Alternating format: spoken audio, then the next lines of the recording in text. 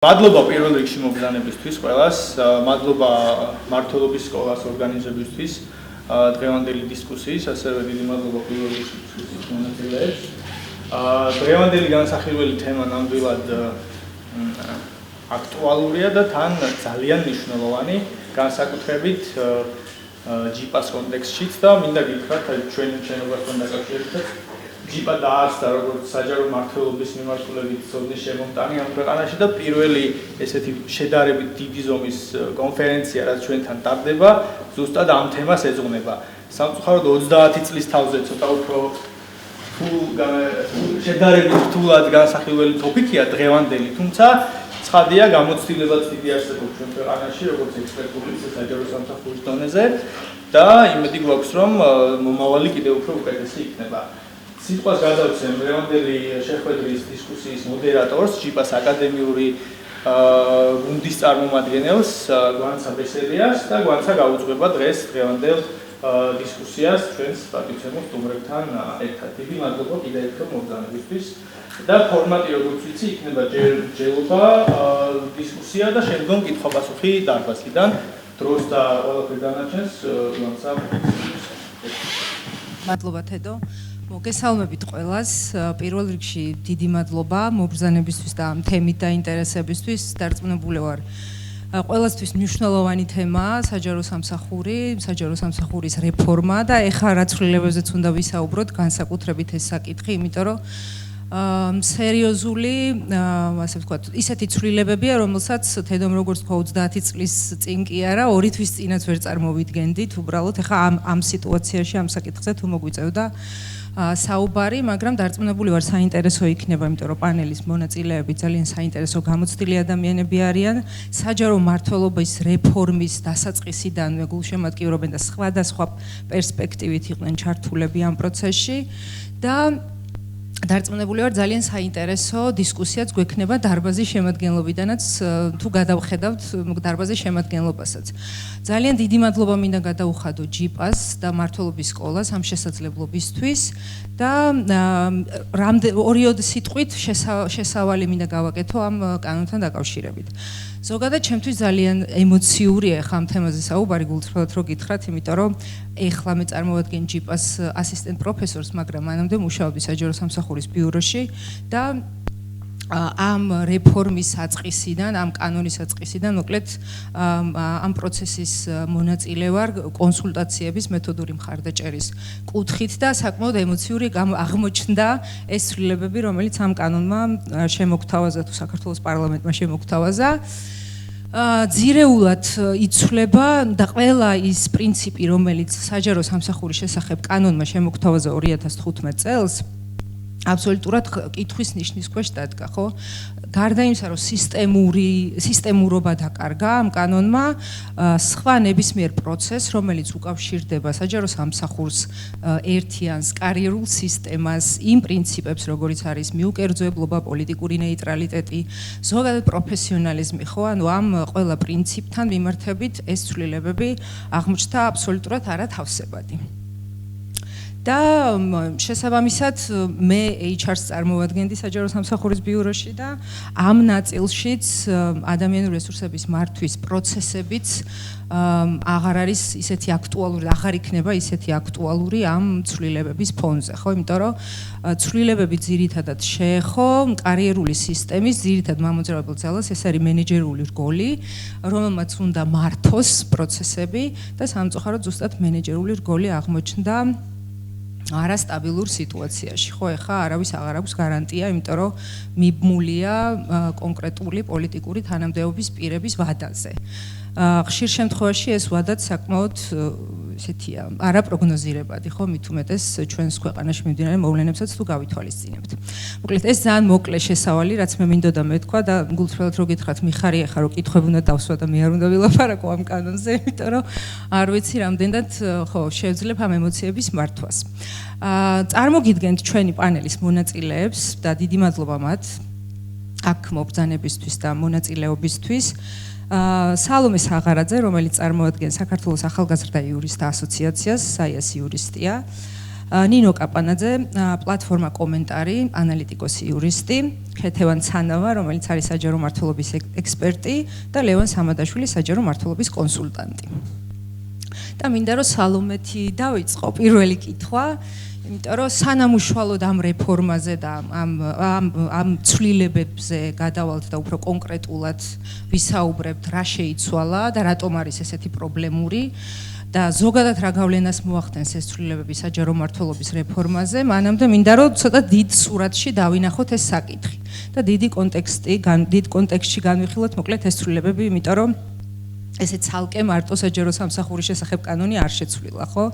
სალომე, შენ აკვირდები ამ პროცესებს დიდი ხანია არასამთავრობო ორგანიზაციას წარმოადგენ და ცოტა კონტექსტიც რო გვითხრა, რა პირობებში, რა გარემოებებში იქნა საჯარო სამსახურის შესახებ კანონში ცვლილებები მიღებული და ზოგადად რა უძღოდა ამას წინ?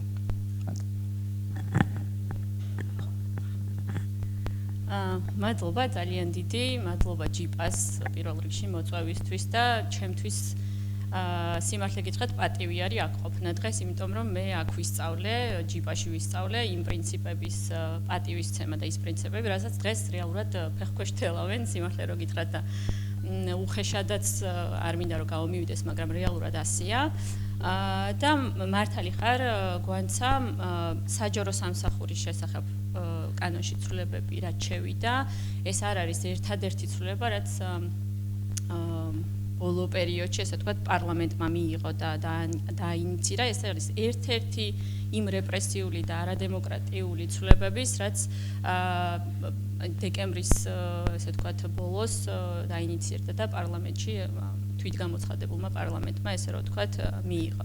და მართლაც ეს ცვლილებები არ უნდა განვიხილოთ ესე ცალკე მდგომად და მხოლოდ ესე ვთქვათ, მხოლოდ ერთი მხრიდან არ უნდა დავინახოთ, იმიტომ რომ ჩვენ ყოველთვის ვსაუბრობთ და ამას არაერთი სიმპტომი და ესე ვთქვათ, პროცესი გვანახებს, რომ დღესდღეობით და ბოლო პერიოდში ხელისუფლება კანონმდებლობას არგებს საკუთარ ინტერესებს, პარტიულ ინტერესებს, ამის არაერთი დასტური გვაქვს ჩვენ და დადასტურება, ამის არაერთი მტკიცებულება არსებობს, მათ შორის საიას ანგარიშებში და სხვა ესე ვთქვათ, არასამთავრობო ორგანიზაციების ანგარიშებში და რეალურად არა მხოლოდ კანონმდებლობას ირგებს საკუთარ ინტერესებს არგებს, არამედ ზოგადად საჯარო პოლიტიკას, რაც კიდევ უფრო მეტად, ესე ვთქვათ, უარესი არის ამ შემთხვევაში საზოგადოებისთვის.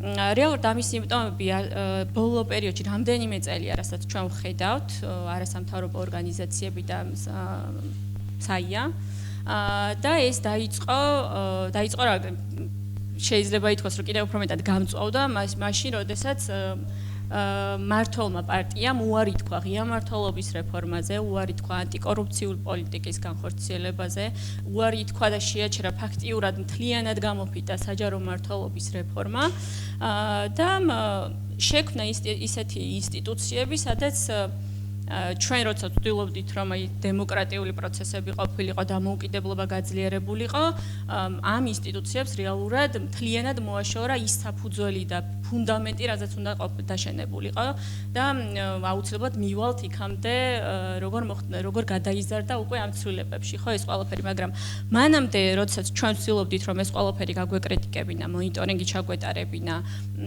ის გამოწვევები დაგვენახებინა საზოგადოებისთვის, ხო, რაც არსებობდა, რეალურად და ვცდილობდით, რომ ეს ყოფილიყო უფრო მაღლა წამოწეული და არ ყოფილიყო დამალული, რომ შემდეგ ამის, ესე ვთქვათ, გაჯანსაღება, გაკეთილშობილება მომხდარიყო აი ამ პრობლემების და გაუმჯობესება, რეალურად დაიწყო ამ watchdog ორგანიზაციების და მედია ორგანიზაციების რეპრესიები. და ეს იყო პირველი, რაც უნდა ყოფილიყო რეალურად არა მხოლოდ საზოგადოებისთვის, არამედ მათ შორის საჯარო მოხელებისთვისაც წითელი დროშა, რომ ეს აუცილებლად, ესე ვთქვათ, შეუგზავადი პროცესი იქნებოდა და მათამდე, ან საჯარო მოხელებამდეც და საჯარო მოსამსახურებამდეც ადრე თუ გვიან მიაღწევდა.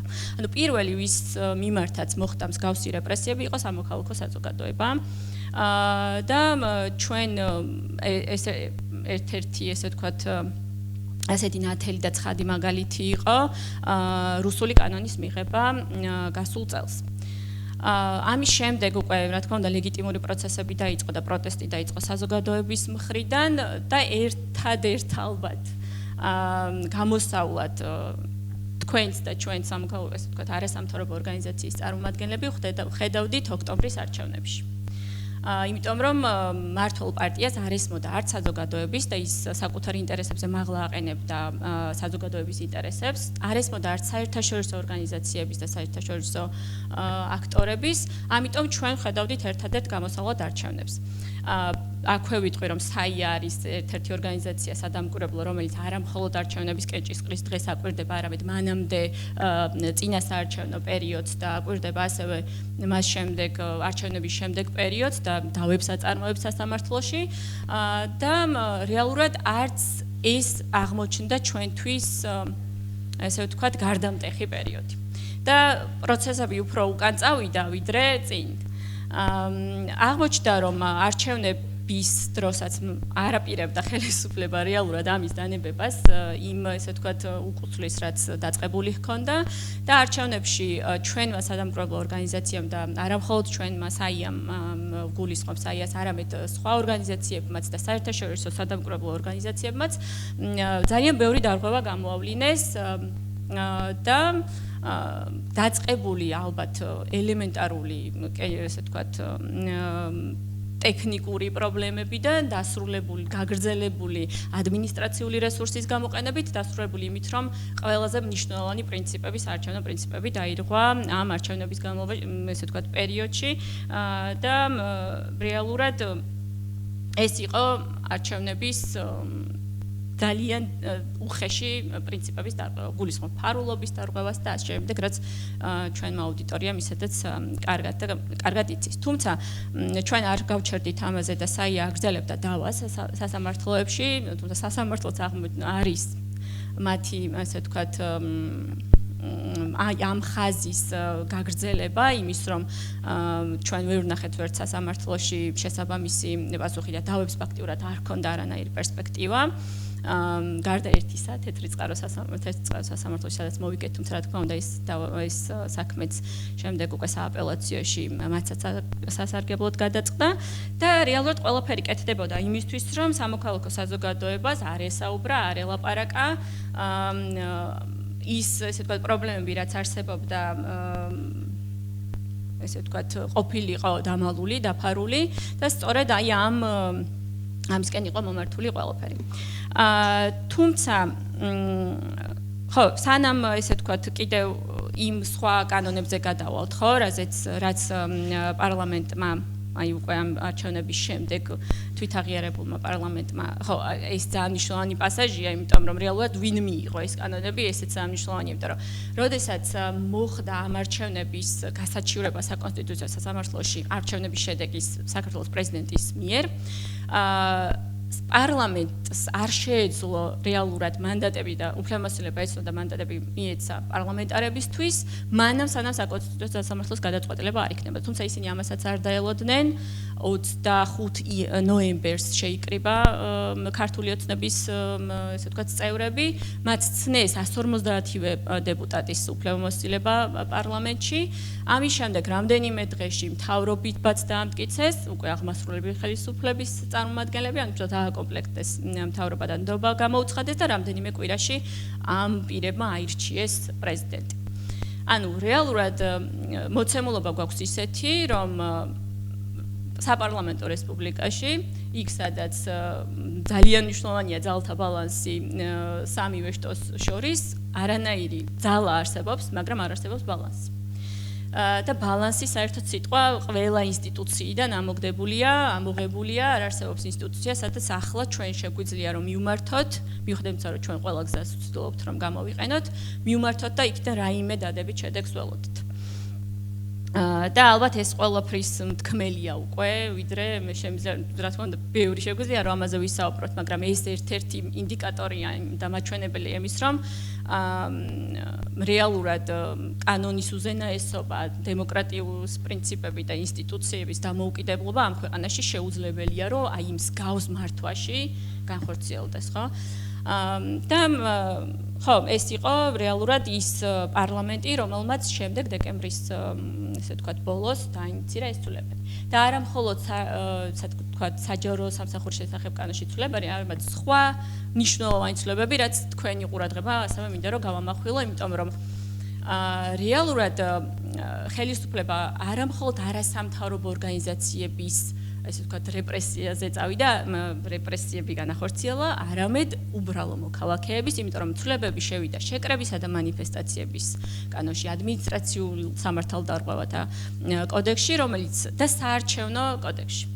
საარჩევნო კოდექსზეც ერთ-ორ სიტყვას ვიტყვი, იმიტომ რომ ბოლო რამდენიმე დღის წინ ასევე დაინიცირდა კიდევ ერთი ცვლილებები, მაგრამ რა ცვლილებებს გულისხმობდა ადმინისტრაციულ სამართალდარღვევათა კოდექსში შესული ცვლილება და შეკრებისა და მანიფესტაციებში, ხო? ანუ რეალურად მოქალაქეების აზრის თავისუფლებელი შეკრების და გამოხატვის თავისუფლებასაც შეეხო. ანუ სამოქალაქო საზოგადოებიდან გადავიდით მოქალაქეებზე და უკვე საჯარო სამსახურის შესახებ კანონი, რომელიც საჯარო მოხელეებსაც შეეხო და ეს თავიდანვე ვახსენე, რომ უნდა ყოფილიყო რეალურად თავდაპირველი სიმპტომები, რაც არსებობდა, უნდა ყოფილიყო ყველასთვის რეალური სიმპტომები, რომ ეს იქნებოდა შეუქცევადი პროცესი და ჩვენ ნახეთ უკვე არაერთი ზარი, არაერთი წერილი შემოდის საიაში იმის შესახებ, რომ რეალურად ხდება პოლიტიკური გათავისუფლება საჯარო მოხელეების. რაც შეეხება საარჩევნო კოდექსს, მიუხედავად რომ დიდად არ ეხება საჯარო სამსახურის შესახებ კანონს, ეხება იმ ადამიანებს, ვინც იქ არიან, ასე ვთქვათ, დასაქმებულები ადგილობრივ თვითმმართველობებში და ისინიც არიან საჯარო მოხელეები, ან საბიუჯეტო ორგანიზაციებში, რომლებიც, ასე ვთქვათ, მათი რეალური ადმინისტრაციული რესურსია საარჩევნო ასე ვთქვათ, პროცესში და პერიოდში. ამ ცვლილებებით მათ კვლავ და კიდევ ერთხელ მოირგეს კანონმდებლობა პარტიულ ინტერესებს და ახლა პროპორციულ სისტემას უფრო მეტად ასე ვთქვათ, შეცვლის სისტემა, რომელიც მათ პარტიას უფრო მეტ მანდატს მოუტანს. და თუ თქვათ გაინტერესებთ ეს საკითხები ჩვენს ვებგვერდზე არის უფრო მერცლად ეს ინფორმაცია და შეგიძლიათ რომ იხილოთ, თუმცა მნიშვნელოვანია რომ კიდევ ერთხელ აღვნიშნოთ რომ ადგილობრივი თვითმმართველობის არჩევნებიც იქნება ერთ-ერთი მნიშვნელოვანი წელს, რაც ჩვენი მხრიდან რა თქმა უნდა დიდი დაკვირვების ქვეშ იქნება, თუმცა ისინი უკვე ემზადებიან იმისთვის რომ ადგილობრივ თვითმმართველობებშიც საკუთარი ასე ვთქვათ საკრებულოებში თუ მერიაში საკუთარი მანდატები კიდევ უფრო მეტად გააძლიერონ და დღითი დღე ეს ცვლილებები კიდევ უფრო მრავლად გვხვდება იმ პარლამენტში, პარლამენტის შენობაში არსებულ, ასე ვთქვათ, სივრცეში. კი ბატონო. ხო, ეს იყო რაც მინდოდა რომ მეთქვა ის სურათი, რაც გვაჩვენებს რეალურ უკუსლას დღეს საქართველოში და ეს არ დაწყებულა დღეს, არ დაწყებულა გუშინ, გაცილებით დიდი ხნის წინ დაიწყო და გაცილებით დიდი ხანია ჩვენ ამაზე ვსაუბრობთ, თუმცა კი ბატონო, ეს კიდევ უფრო კარგად გამოჩნდა დღეს. დიდი მადლობა საინტერესო კონტექსტისთვის. ხო, ახსენე რომ ყველა სფეროს შეეხო ეს რეპრესიები დაიწყო სამოქალაქო საზოგადოებით და რაღაცნაირად ისე შეგრძნება იყო საჯარო მოხელეებისთვის ესეთი მასშტაბური რეპრესიები თითქოს არასოდეს არ ყოფილა და ეს კომფორტულ მდგომარეობაში იყვნენ ყოველთვის. მაგრამ საჯარო სამსახურის შესახებ კანონი არის დღევანდელი ცვლილებები ზუსტად ყველა საჯარო მოსამსახურეს ეხება უკვე არალოკალურად 16000 კაცს, რომელიც პროფესიული საჯარო მოხელის სტატუსით სარგებლობს, არამედ უფრო მასშტაბური გახდა ეს რეპრესიები მათთვის, ხო? და ერთი საინტერესო რაღაც ახსენე საარჩევნო კოდექსის საჯარო სამსახურის შესახებ კანონს არ ეხებაო, მაგრამ ეხება მოხელეებს ეს ცვლილებები, რომლებმაც უნდა აღასრულონ და სამწუხაროდ სისტემაში რჩებიან ადამიანები, რომლებიც კანონის სახელით ნებისმიერი ცვლილების აღსრულება შეუძლიათ. ეს ალბათ რაღაცა სხვა დისკუსიის თემა შეიძლება გახდეს, როგორ შეიძლება ესეთი ხალხი აღარ გვყავდეს, მოკლედ მინიმუმ გადაწყვეტილების მიღება პოზიციებზე. მინდა რომ ნინოს შევეხმიანო ახლა, იმიტომ რომ ნინო აკვირდებოდა მთლიან პროცესს, როგორ იქნა კონკრეტულად საჯარო სამსახურის შესახებ კანონი მიღებული და მინდა რომ გაგვიზიარო არა მხოლოდ ის ცვლილებები, რომელიც ძალიან აქტუალურია ახლა, არამედ მინდა რომ ასევე გაგვიზიარო თვითონ კანონ პროექტის მიღების პროცედურაც, იმიტომ რომ პროცესშიც ძალიან ბევრი დარღვევა იყო, ესე გარეთვალიდანაც ჩანდა. პირველი, ვინც თავიდანვე ადევნებდით თვალს ამ კანონ პროექტის ისტორიას, პირველი ვერსია აბსოლუტურად სხვანაირად გამოიყურებოდა, მესამე მოსმენის ვარიანტი საერთოდ სხვა კანონ პროექტია, დაჩქარებულ პროცედურაზე აღარაფერს აღარ ვსაუბრობთ.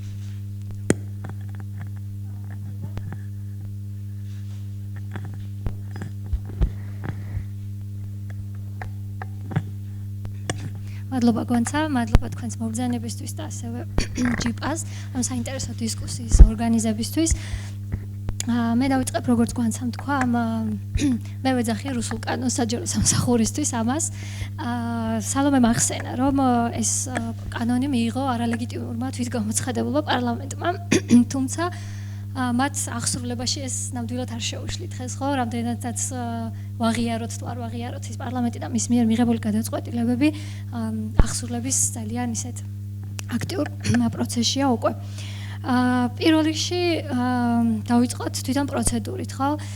აი ამ პარლამენტმა, ასე ვთქვათ, ქართული ოცნების პარლამენტმა სრულად გასულ წელს იფუნქციონირა 1 კვირის განმავლობაში.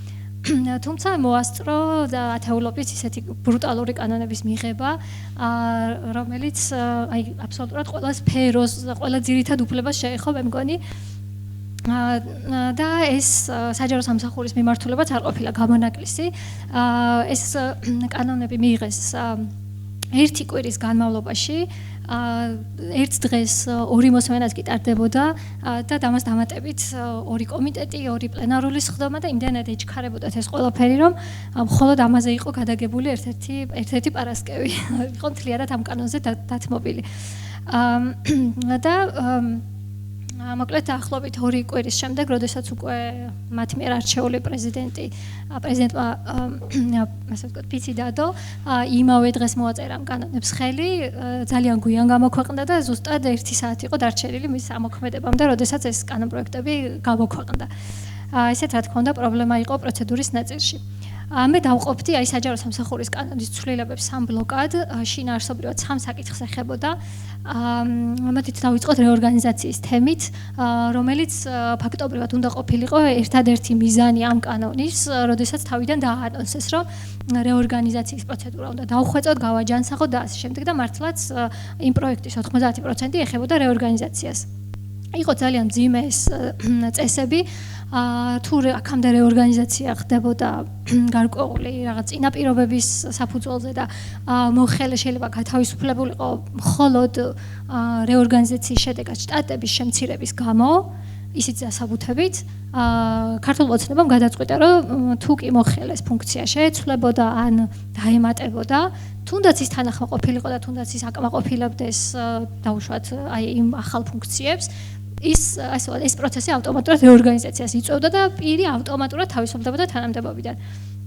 ამას მოყვა ძალიან დიდი პროტესტი, სამოქალაქო საზოგადოება არ ესწრებოდა მაშინ განხილვებს, თუმცა სახალხო დამცველის წარმომადგენელი იქ იყო და მან გააკრიტიკა მწვავედ ეს საკითხი და რა ვიცი, აი მეორე მოსმენაზე უკვე როდესაც პირველი მოსმენით ამ იდეას ხარით აუჭირეს, მეორე მოსმენაზე შეიცვალა და აი ეს ნაწილი რეორგანიზაციის დაწყების საფუძველი ამოიღეს და რაც ჩაუთვალეს სახალხო დამცველს, რომ მისი რეკომენდაციები გაითვალისწინეს.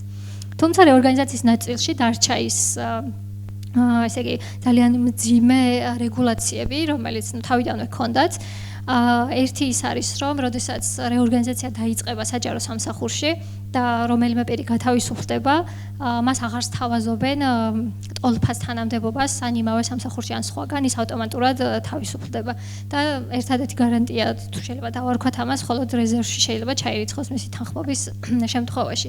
და რეორგანიზაციით გათავისუფლებულმა პირმა კიდევაც რომ გაასაჩივროს თავისი გადაწყვეტილება და მოიგოს სასამართლოში, შემდეგ მისი აღდგენა აღარ ხდება, რაც კიდევ ერთი გარანტიის ფაქტობრივად მოკლა არის ასეთი პირების. ხო, ეს რაც შეეხებოდა რეორგანიზაციას. ეხლა მეორე თემა იყო უკვე დეპარტამენტის უფროსების ზოგან სამსახურები ქვია. ანუ პირველად სტრუქტურული ერთეულის სტატუსით, მოკლედ რაც არის საჯარო სამსახურში, ამ პირების სტატუსის შეცვლა და მოხელის ნაცვლა და ადმინისტრაციული ხელშეკრულებით დასაქმებულ პირებად გადაკეთება. ეს შემოვიდა მეორე მოსმენაზე. სხვათა შორის პირველი მოსმენით, როდესაც მიიღეს ეს კანონპროექტი, დაახლოებით სამშაბათ იყო თუ არ ვცდები, შემდეგ აი სხვა დაჩქარებულ კანონპროექტებს ცოტა ჩამორჩა ეს და აღარ განიხილეს რატომღაც ერთ-ერთ დღეს და რატომღაც გულწრფელად არა, გულუბრყვილოდ მეგონა რომ მეთქი გადაიფიქრეს, მაგრამ არა. პარასკევს გამოიტარეს სრულიად ახალი კანონპროექტი, სრულიად გადამუშავებული, ახალი იდეები ჩამატებული, რაც პარლამენტს რო შევხედოთ ეს პროცედურული დარღვევა შეიძლება არაფერი იყოს იმასთან შედარებით, რასაც ეს პარლამენტი აკეთებს, მაგრამ ესეც რა თქმა უნდა დაუშვებელი იყო ახალი იდეების შემოტანა მეორე მოსმენაზე. დეპარტამენტის უფროსები იცით რომ ამ კანონის ამოქმედებამდე იყვნენ პროფესიული საჯარო მოხელეები და ეს ანუ მარტო პიროვნებას არ ეხება, ხო? ეს ეხება უშუალოდ თვითონ ამ თანამდებობას. დეპარტამენტის უფროსობა არის და ამ ფუნქციის განხორციელება საჯარო სამსახურში არის მუდმივი ფუნქციის შესრულება, ხო? და ეხა ეს მუდმივი ფუნქციის შესრულება ფაქტობრივად დროებით დანიშნულ პირს ევალება. რაც საერთოდ პროფესიული საჯარო სამსახურის არსიდან არის საერთოდ გასული. ანუ ეს პირები გარდა იმისა, რომ ძალიან ასე ვთქვათ, ყიფე სიტუაციაში არიან და მიბმული არიან დაწესებულების ხელმძღვანელის უფლებამოსილების ვადას, თუ ეს ამ დაწესებულების ხელმძღვანელი შეიცვლება ამ პირებს, წარმოიდგინეთ დეპარტამენტის უფროსებს, ანუ პროფესიულ თანამდებობაზე მუდმივ ფუნქციების მქონე პირებს უწყდებათ უფლებამოსილება. ფაქტობრივად პირველი რანგის პროფესიული მოხელი აღარ არსებობს. ანუ ფაქტობრივად პროფესიული განვითარება წყდება მეორე რანგზე სამმართველოსთან განყოფილების უფროსზე. ესეც არის ძალიან საკმაოდ დიდი პრობლემა, რასაც ეს ეხება. ამაზე დამატებით, რადგან დეპარტამენტის უფროსებს ვეხებით, საკონსტიტუციო სასამართლოს გადაწყვეტილებასაც ვახსენებ, რომელიც დაახლოებით 7-8 წლის წინ იყო მიღებული, რომელმაც და ამ გადაწყვეტილებით სასამართლომ გაშალა საკითხი თუ რას ნიშნავს მუდმივი ფუნქციების მქონე უმაღლეს პროფესიულ თანამდებობაზე მუშაობა და რას ნიშნავს ეს ფუნქცია. და რომ არ შეიძლება ამ ასეთ თანამდებობაზე დანიშნული პირი იყოს ვიდმეს უფლებამოსილებას მიბმული და წდებოდეს ამ ფუნქციების შესრულება მაშინ, როდესაც ხელმძღვანელი, ანუ პოლიტიკური თანამდებობის პირი იცვლება. და ფაქტობრივად ესეთი დამძლევი კანონიც აღმოჩნდა ეს ამასთან მიმართებაში. ესე იგი, ამ ნაწილში კიდე ერთი საკითხი, რაც დისკუსიის თემა იყო ის, რომ დეპარტამენტის უფროსებს აღარ მოითხოვებათ სახელმწიფო ენის ცოდნა და მოქალაქეობა, ხო? მე რატომღაც ვჯერა, რომ ეს გაეპარათ, არ მიუქცევიათ ყურადღება ამისთვის. აქამდეც ანუ ადმინისტრაციული ხელშეკრულებით დასაქმებულ პირებზე ისედაც არ ვრცელდებოდა ეს აქამდეც. ანუ ადმინისტრაციული ხელშეკრულებით ვინ იყო დასაქმებული, ხო? თანაშემწე ან მრჩეველი პოლიტიკური თანამდებობის პირის. მათ გაუთანაბრდნენ დეპარტამენტის უფროსები, რაც აი აბსოლუტურად საერთოდ სხვა განზომილება მოხელისა და ხელშეკრულებით დასაქმებული პირის. და მესამე საკითხი, რასაც ეს ცვლილებები ეხებოდა, იყო შეფასება. მოხელის შეფასება, თუ კი მანამდე ერთ წელში ერთხელ ხდებოდა შეფასება კანონით, ამ ცვლილებებით 6 თვემდე ჩამოვიდა ეს. თითქოს თუ ვარდის შემცირებაა, მაგრამ საკმაოდ ესეთ მნიშვნელოვანი რაღაცას ებმის ეს, რომ ესე მარტივად არ უნდა აღვიქვათ, რომ ვადა შემცირდა. შეფასების შედეგი რა არის? შესაძლოა ის უარყოფითად იქნეს მოხელე შეფასებული და როდესაც ორი უარყოფითი შეფასება უგროვდებოდა მას, ანუ ფაქტობრივად 2 წელში ერთხელ შეიძლება ეს მომხდარიყო, ის თავისუფლდებოდა თანამდებობიდან. ეხლა რადგან ეს 1 წელი 6 თვემდე შემცირდა, ფაქტობრივად 1 წლამდე ჩამოვიდა მოხელის გათავისუფლების ესე იგი პერსპექტივები უარყოფითი შეფასების საფუძველზე. ეს საკმარისი არ აღმოჩნდა როგორც ჩანს ოცნებისთვის და დაამატა კიდევ ის, რომ ხელმძღვანელს თავისი ანუ შესაძლებელი პირის შეფასების გადახედვა შეუძლია ამ გადაწყვეტილების მიღებიდან 1 თვის შემდეგ, ანუ 1 თვეში. ესეთ ფაქტობრივად მოხელეებისთვის არის ძალიან მძიმე ტვირთი, რომ ფაქტობრივად 6 თვეში ერთხელ ფასდები, 1 თვეში შეიძლება ეს გადაწყვეტილება გადაგისინჯონ. და შესაძლოა პირიქით დადებითი შეფასება რაღაც აი ზეწოლის ან რამე მსგავსი ხერხით შესაძლოა პირიქით უარყოფითად შეუცვალონ მოხელეს. ესეც ფაქტობრივად ამძიმებს ამ სიტუაციას.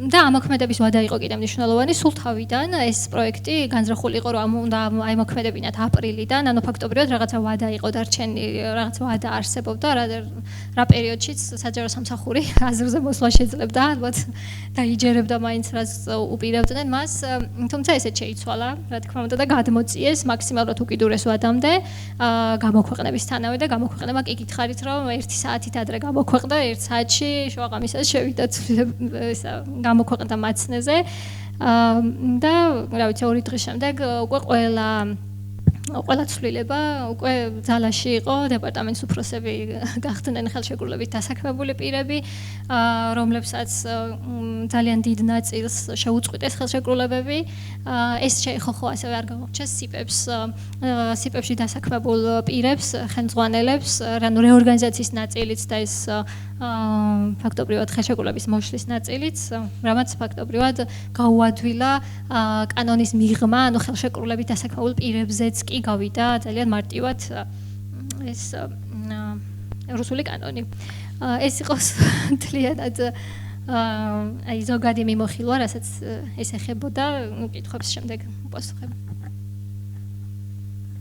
ნინო მადლობა ზოგადი მიმოხილვისთვის დეტალურად ცოტა რთულია ამ კანონში შეხედვა იმიტომ რომ გუშინაც გახსნილი მქონდა ვკითხულობდი და კიდე აღმოვაჩინო თვითონ კანონში ბევრ რამეს ეწინააღმდეგება ეს თვითონ თავისივე ნორმებს იმიტომ რომ დეპარტამენტი ანუ პირველი რანგი და მეორეს პირველი კატეგორია ხა ძალიან ტექნიკურად რო არ დაგღალოთ რადგან აღარ არსებობს პროფესიული საჯარო მოხელისთვის მუდმივი დასაქმების შესაძლებლობა ფაქტობრივად აზრი აღარ აქვს კლასიფიცირების სისტემას რომელიც ამ კანონმა შემოგთავაზა ანუ 4 რანგი პირველივე აღარ არსებობს არც 9 თანამდებობა აღარაფერი რო აღარ ვთქვათ იმ პრინციპებზე რასაც ქვია კარიერის მართვა არავის მეორე რანგიდან პირველზე გადასვლა აღარ უნდა იმიტომ რომ ძალიან საეჭვო ვადა აქვს იმ პირველს ანუ დეპარტამენტის უფროს და მის მოადგილეს, რომ აღარაფერი ვთქვათ მიუკერძოებულ შერჩევაზე, იმიტომ რომ კომისიები ძირითადად არ ვამბობ ყოველთვის ესე იყო, მაგრამ ძირითადად პროფესიული ნიშნით შერჩეული წევრებით იყო დაკომპლექტებული და ახლა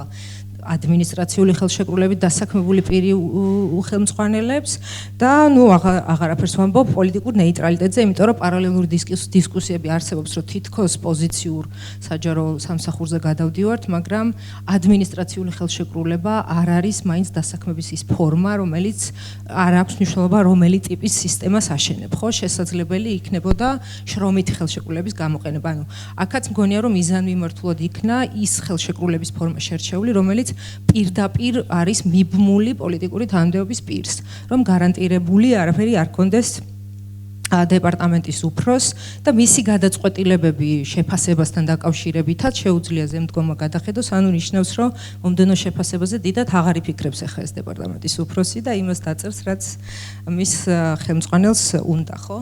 და რა თქმა უნდა არ მგონია რომ იმზიდველი იყოს ესეთი საჯარო სამსახური ვინმესთვის როცა აი გაცხადებული სტრატეგიული მიზნები და ამით მინდა რომ ქეთისაც შევეხმი ანუ საჯარო მმართველობის ამ მმართველობის ერთ-ერთი მნიშვნელოვანი მიმართულება იყო ზუსტად საჯარო სამსახურის რეფორმა და ადამიანური რესურსების მართვის პოლიტიკა და არა მარტო ეს არამედ საჯარო მმართველობის ყველა მიმართულების საკვანძო პოზიცია იყო ალბათ დეპარტამენტის უფროსი ხო იქ ფინანსური მართვის თემა იქნებოდა, ადგილობრივი თვითმმართველობა იქნებოდა, პოლიტიკის დაგეგმა იქნებოდა თუ სერვისები, ხო? ალბათ საკვანძო ფიგურები უნდა ყოფილიყვნენ ისინი, ვინც შუარგოლის გადაწყვეტილებებს იღებენ და გუნდის მართვაში უნდა ყოფილიყვნენ ჩართულები.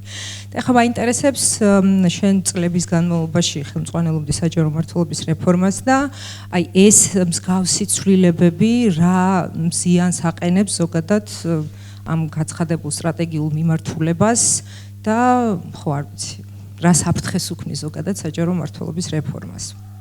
მადლობა გვანცა მოგესალმებით ყველას, მადლობა ჯიპას შესაძლებლობისთვის, მიხარია რომ თქვენთან ერთად შემიძლია რომ ამ თემაზე ვისაუბრო. რა ზიანს აყენებს აი ეს რო კარგად დავინახოთ ვიფიქრე რომ ცოტა უფრო უკან დაგაბრუნებთ შეიძლება ცოტა თეორიაში და ისტორიაში მაგრამ ეს პროცესი რატომ არის ეს მნიშვნელოვანი საკითხი და ცალკე აღებული ის რაზეც ახლა სალომემ და ნინომ ისაუბრეთ, რასაც აბსოლუტურად ვიზიარებთ ყველა, რომ ეს არის ფაქტობრივი მოცემულობა და კონკრეტული ზიანი, რაც მან მოიტანა. უფრო ფართო ჭრილში სად დგას ეს ყველაფერი, ხო? აი ცოტა უკან რომ გადავახვიოთ, რეალურად აი საჯარო სამსახურთან დაკავშირებული თემები ევროპის მასშტაბით კარგი მმართველობის ცნების ჩამოყალიბებიდან დაიწყო. როდესაც ინსტიტუციების, აი ევროკავშირის მარტივად რომ ვთქვათ დაავიღოთ, როდესაც საუბრობდა კარგი მმართველობის ცნებაზე, როდესაც ეს ცნება შემოდიოდა, ამან მოიტანა საჯარო მმართველობის თემა. და თქვა ჩვენთვის შეიძლება უმეტესობისთვის ცნობილი იყოს, აი ხშირად გვესმის ხოლმე, ხო, აი 93 წლის კოპენჰაგენის, შემდგომ 95 წლის მადრიდის ცნობილი პლატფორმები, ხო, რომლებმაც მნიშვნელოვანი გარდატეხები მოახდინა ამ დარგში. ეს ის დრო იყო, როდესაც ევროპულმა საბჭომ თქვა, რომ ორი მნიშვნელოვანი რაღაც თქვა, რომ წევრებმა რომ ნაკისრი ვალდებულებების შესრულება შეძლონ, ეს ერთი და ზოგადად იოაკის, რასაც ვეძახთ, აი კანონთა კრებულს რომ შეესაბამებოდნენ, ამისთვის არის საჭირო ორი რაღაცო: ადმინისტრაციული მზაობა სახელმწიფოს მხრიდან და ინსტიტუციური მზაობა. აი ესე მარტივად რომ ჩამოვიდეთ, ესეთი ორი რაღაც თქვა. და თუ კი ადმინისტრაციული და ინსტიტუციური მზაობა სჭირდება ქვეყანას, რომელსაც უნდა რომ ევროკავშირის წევრი იყოსო, მაშინ გამოდის რომ ეს არის ფუნდამენტური საკითხიო. და როდესაც ვამბობ ფუნდამენტს, მართლა ასე ქვია, fundamentals ესე ქვია ინგლისურად და ჩვენ ზუსტად ასე ვიყენებთ, ეს სიტყვა გამიზნულად შეირჩა თავის დროზეც ამ სფეროსთვის, ხო? შემდეგ აი ცოტა მოგვია და აი აქ მნიშვნელოვანი რამ მოხდა ინსტიტუციურადაც ევროკავშირის ჭრილში, რომ ამ თემებს ცალკე ინიციატივა დაეთმო და OECD და ევროკავშირი გაერთიანდნენ და ცალკე ჯგუფი ინიციატივა რო წარმოვიდგინოთ, სიგმა დაარსეს, რომელიც დღეს ერთ-ერთი ყველაზე კარგად ჩამოყალიბებული ავტორიტეტული გუნდია ექსპერტების, ხო, ამ მიმართულებით და ბალკანებისთვის, ჩვენთვის, აღმოსავლეთ პარტნიორობის ქვეყნებისთვის, ხო, არის თავარი მისასვლელი ადგილი, როდესაც გვაინტერესებს რა როგორ უნდა გავაკეთოთ, ხო? და ეს მოხდა პირველად 99 წელს. მე ხა ყველა წელს ბუნებრივია არ შევჩერდები და არც არის საინტერესო არ დაგხლით, თუმცა ერთი გარდამტეხი პერიოდი რაც იყო და ჩვენი ქვეყნისთვის ძალიან რელევანტური არის ის, რომ 2014 წელს, როდესაც გაფართოების პოლიტიკის დიალოგი გაიხსნა და ეს თემა ჰორიზონტზე გამოჩნდა და მნიშვნელოვანი გადახედვა მოხდა, მაშინ უკვე ჩაერთო ევროპის კომისია, ხო? და მთლიანად გაერთიანდა ძალისხმევა ამასთან დაკავშირებით, საბოლოოდ გადაწყდა, რომ ეს არის ფუნდამენტური საკითხი და ამას თუ ვერ ვაკმაყოფილებთ, ვერ ვუერთდები და ბუნებრივია გემახსოვრებათ, ვთქვათ, აღმოსავლეთ პარტნიორობის ქვეყნები, მათ შორის ჩვენც როგორ შევუერთდით ამ პროცესებს, ხო? და ამ ნაწილში უკვე თქვეს, რომ რამდენიმე საკითხია მნიშვნელოვანი. კი, კარგი მმართველობა და საჯარო მმართველობა კარგია, მაგრამ რას გულისხმობს ეს საჯარო მმართველობა? ზუსტად გაფართოების პოლიტიკის განსაზღვრის დროს დაკონკრეტდა და ეს ბუნებრივია, რომ ჩვენთვის ძალიან მნიშვნელოვანია, ხო? და მიმართულებები რომ ახსენე გვანცა, აქ არის 6 მიმართულება, ხო? და მაგალითად ერთ-ერთი არის პოლიტიკის შემუშავება, რაც ნიშნავს უმარტივესად რომ ვთქვათ იმას, რომ პოლიტიკა ნებისმიერ მიმართულებაში ჯანდაცვა იქნება თუ ეკონომიკა, კონკრეტულ პრობლემებზე და კონკრეტულ მაგალითებზე დაყრდნობით შევიმუშაოთ, ხო? აი ის მაგალითად რომ სამოქალაქო საზოგადოება აუცილებელია რომ იყოს ამ პროცესის ნაწილი, ხო? რომ ეს დახურულ კარს მიღმა არ ხდება. აი ამ ტიპის საკითხებს განსაზღვრავს, ხო? მეორე თემა ერთ-ერთი ყველაზე მნიშვნელოვანი იყო საჯარო სამსახურის რეფორმა. რომელიც ჩვენ როდესაც ამ პროცესებს შევუერთდით და როდესაც ვთქვათ ქვეყანას ქონდა განაცხადი და ეს პირდაპირ უკავშირდება ასოცირების შეთანხმებას ჩვენ შემთხვევაში 2014 წელს და 14-15-დან როდესაც ამ ხელშეკრულებას ხელი მოეწერა, აქ ბევრი თეორია არ გვჭირდება, ასოცირების ხელშეკრულების მეოთხე მუხლი ამბობს, რომ საჯარო მმართველობის რეფორმა, მათ შორის საჯარო სამსახური ცალკე გამოყოფს, მიუხედავად იმისა, რომ ეს ამის ნაწილია, არის ვალდებულება, რომელიც უნდა შევასრულოთ ევროკავშირთან დაახლოების პროცესში, ხო?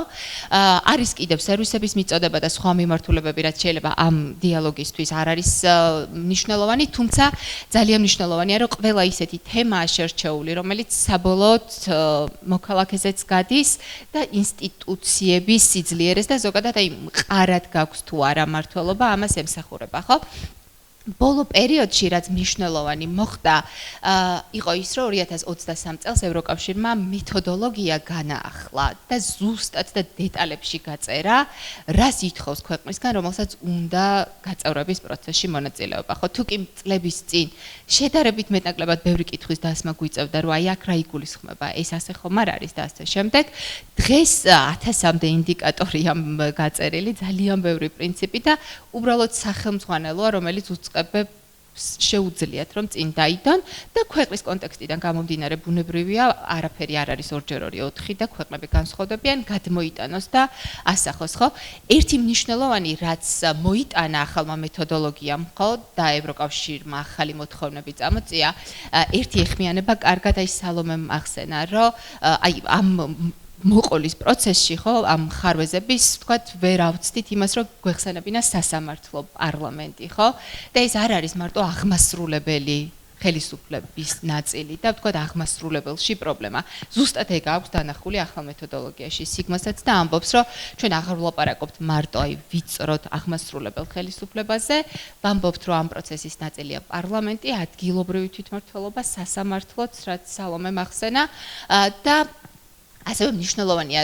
თქვა რომ მარეგულირებლებიც თუმცა ეს კიდევ თალკე განხილვის თემაა თუმცა ძალიან გაფართოვდა საჯარო მმართველობის მნიშვნელობა ხო ცოტა ცდება შენს კითხვას გვანცა მაგრამ უბრალოდ კანონზეც თუ შეიძლება აი ამ ჭრილში დავამატებ ოღონდ ისევ რაც შენი კითხე აი ამ ევროკავშირთან და ზოგადად საერთაშორისო პოზიციონირებასთან დაკავშირებით შეიძლება ითქვას არის ის რომ რას ითხოვს ხო აი ამ კომპონენტში რას ითხოვს ხო სიგმა და ევროკავშირთან დაახლოების პროცესი პირველ რიგში ითხოვს სტაბილურ საჯარო სამსახურს და აი ტექნიკურად ძალიან მარტივად რომ გითხრათ უცებ როგორც არის ეს დოკუმენტი გაწერილი არის დიდი პრინციპები მაგალითად ერთი პრინციპი ამბობს რომ ქვეყანაში რომელიც გაწევრების მსურველია საჯარო სამსახური უნდა იყოს სტაბილური და უნდა იყოს დაცლილი პოლიტიკური ზეგავლენისგან.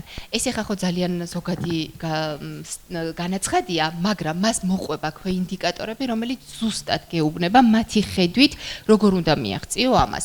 და მეც ეხა წამოსვლის წინ კიდევ ერთხელ გადავხედე და ზუსტი მოთხოვნები არის ის, რაზეც ეხლა ჩვენ საუბრობთ, რომ სამწუხაროდ შეიცვალა, ხო? მაგალითად ის, აი ბოლოს ბალკანებს გაუკეთეს, თქვა შეფასება და აი სერბეთს ერთ-ერთი რეკომენდაცია მისცეს რომ ცოტა დიდი რაოდენობით საჯარო მოხელე ყავთო დროებითი ხელშეკრულებით დასაქმებული და იქ პროცენტები აქვთ მოცემული. ის რომ თქვა პირველი სტრუქტურული ერთეულის ხელმძღვანელები არ შეიძლება რომ იყვნენ დროებით ხელშეკრულებით მით უფრო აქ გვაქვს განსხვავებული ხელშეკრულებები ხო მით უფრო ყველაზე ალბათ ქვედა დონის ხელშეკრულებით აი ზუსტად ასეთ საკითხებს უყურებს.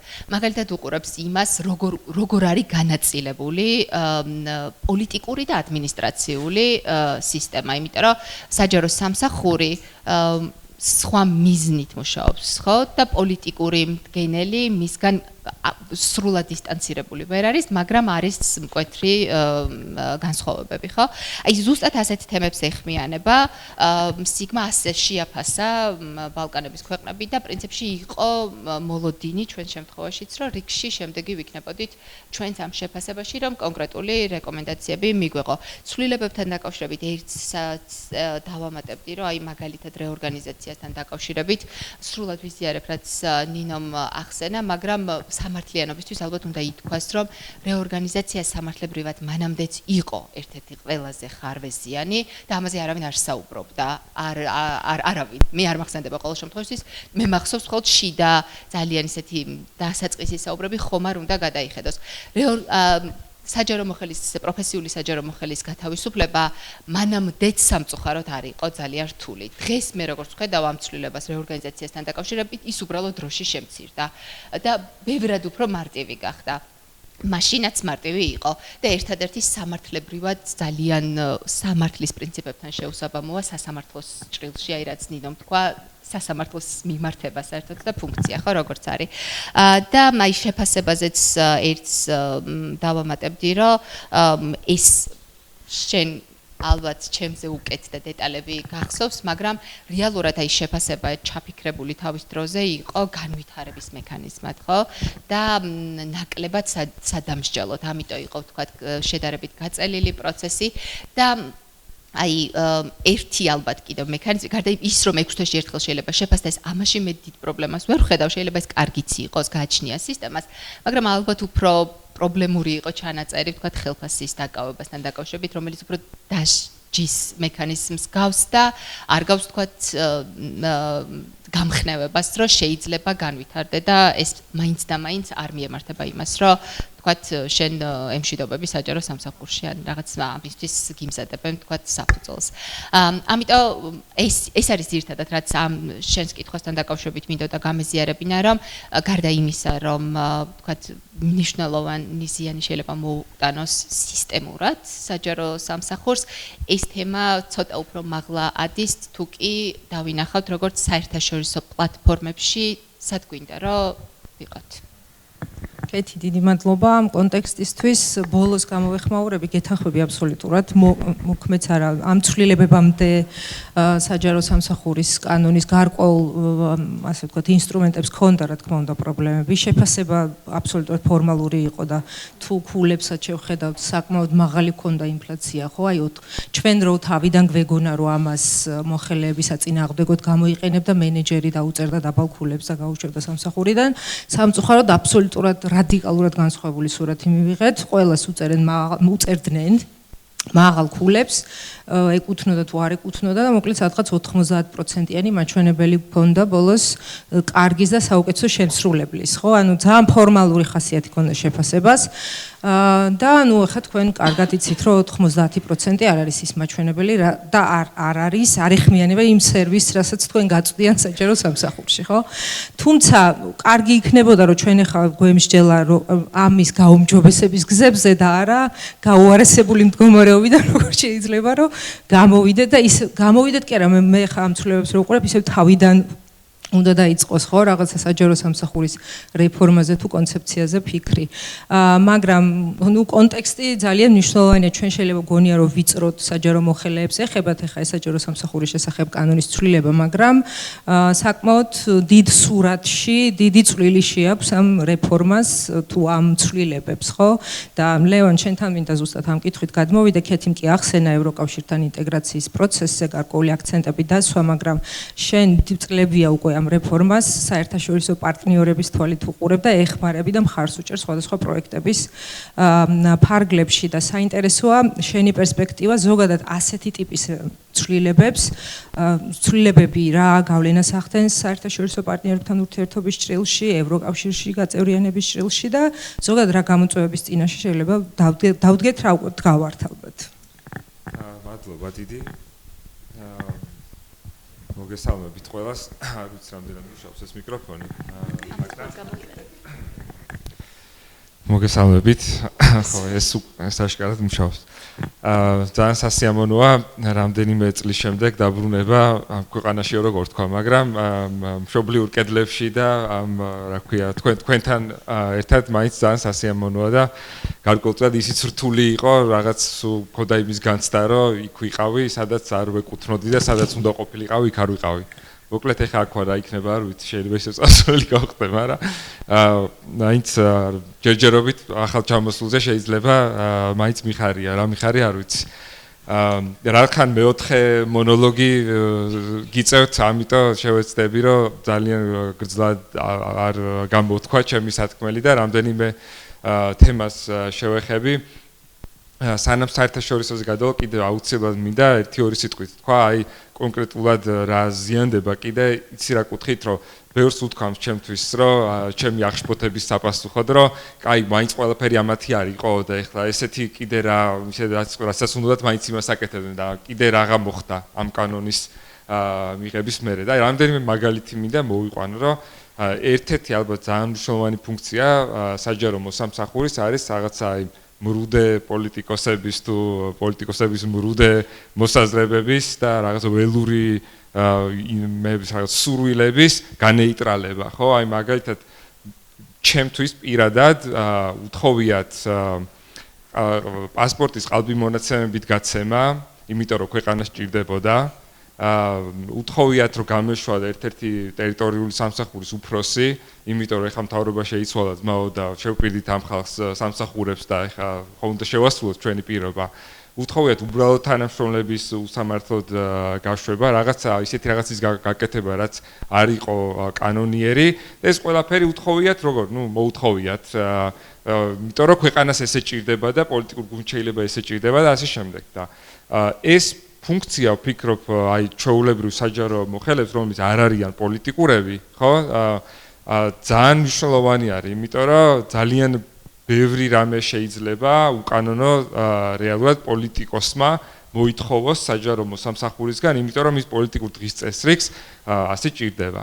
მეორე ძალიან მნიშვნელოვანი ასევე რაც მინდა ვთქვა არის რომ აი ახალი პროდუქტები როგორ იქმნება ხო საჯარო სამსახურში, ანუ ისე პოლიტიკოსი რაღაცას გამოაცხადებს რომ ეს მინდა ის მინდა, ჩვენ ადრე ხუმრობდით ხოლმე მე როცა მუშაობდი იუსტიციის სისტემაში, ბევრჯერ რაღაცა ბაშაძე გამოვიდოდა ნადიშვილი რაღაც იტყოდნენ და ტელევიზიით ვიგებდით ხოლმე რომ რაღაც იუსტიციის სახლი უნდა გაგვეხსნა თურმე ან არ ვიცი რაღაც ციფრული ხელმოწერა და ანუ მე საჯარო მოხელეების თავის სატეხი არის როგორ ხო ანუ იმან რაღაცა თქვა რომ აი რაღაცას ვიზამ და ეხა მიდი შენ დაჯექი და მოიფიქრე იუსტიციის სახლი ესეთი იქნება თუ ისეთი იქნება საზოგადოებრივი ცენტრი ასეთი იქნება ციფრული ხელმოწერა ბიომეტრიული პასპორტი და რა ვიცი ID ბარათი და ასე შემდეგ ანუ ეს რომც შეიცვალოს მთავრობა სიტყვაზე და პოლიტიკურ დღის წესრიგში ისევ მნიშვნელოვანი გახდეს ესეთი რაღაცა ინოვაციური პროდუქტები თუ რაღაცა უკეთესი პროექტები საჯარო სამსახური ვეღარ დაეწევა ამას და უნდა დავიწყოთ თავიდან აი როცა ვეხვეწებოდით მაგალითად ევროკავშირს რომ მოდი შენ ცოტა ფული დაგვიმატე იმიტომ რომ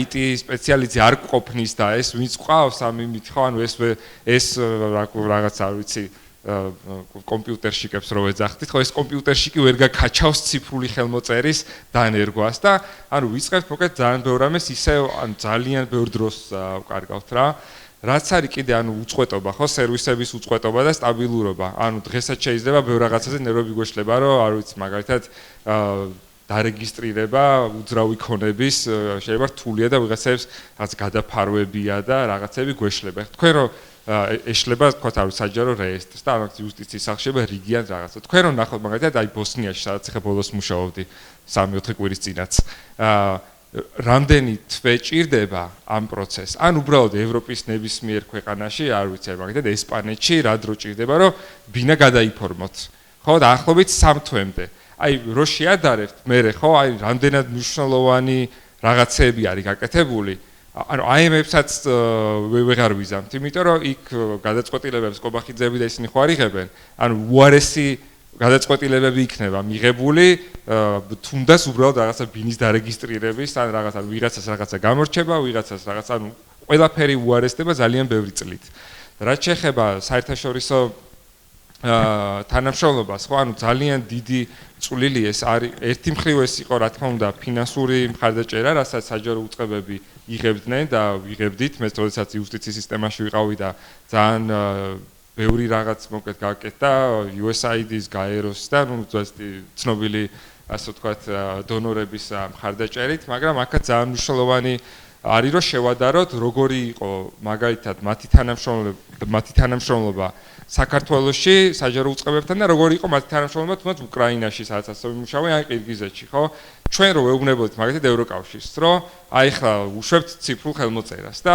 ან არ ვიცი რაღაცა ბიომეტრიულ პასპორტს ან რაღაცა ელექტრონულ სერვისებს და ჩვენ გვჭირდება აი რაღაც ამადამ ზომის სერვერები Microsoft-ის ლიცენზია და რაღაცა და ევროკავშირი გვეუბნებოდა რომ კარგი ამ გრანტს მოგცემთ პირდაპირ თქვენ და მე განახორციელებთ ეს პროექტი და უკრაინაში იგივე პასუხი ევროკავშირის ოფისის იყო რომ კარგი ჩვენ ავიყვანთ ახლა IT სპეციალისტს გამოვაცხადებთ ამაზე კონკურსს აქვია ტენდერს რაღაცას ავიყვანთ ამ IT სპეციალისტს ის მოვა თქვენ გემუშავებათ მე ის თქვენთან ერთად დაწერს სატენდერო მოთხოვნებს რომ შეიძინოთ თუ არ შეიძინოთ თუ გადაწყვეტს რომ შეიძინოთ დაწერს მე სატენდერო მოთხოვნებს მე ამას გამოვაცხადებთ და ჩვენ თვითონ გიყიდით თქვენ ანუ ჯდებოდა ბევრად უფრო ძვირი, ანუ overhead-ი იზრდება, ხო? იმიტომ რომ კიდევ დამატებითი რგოლები უნდა აიყვანოს ევროკავშირმა და სხვა მებმა, რომ რაღაცა უყიდოს საჯარო სამსახურს და იწელება დროში და მოკლედ არაეფექტური არის რა დახმარება.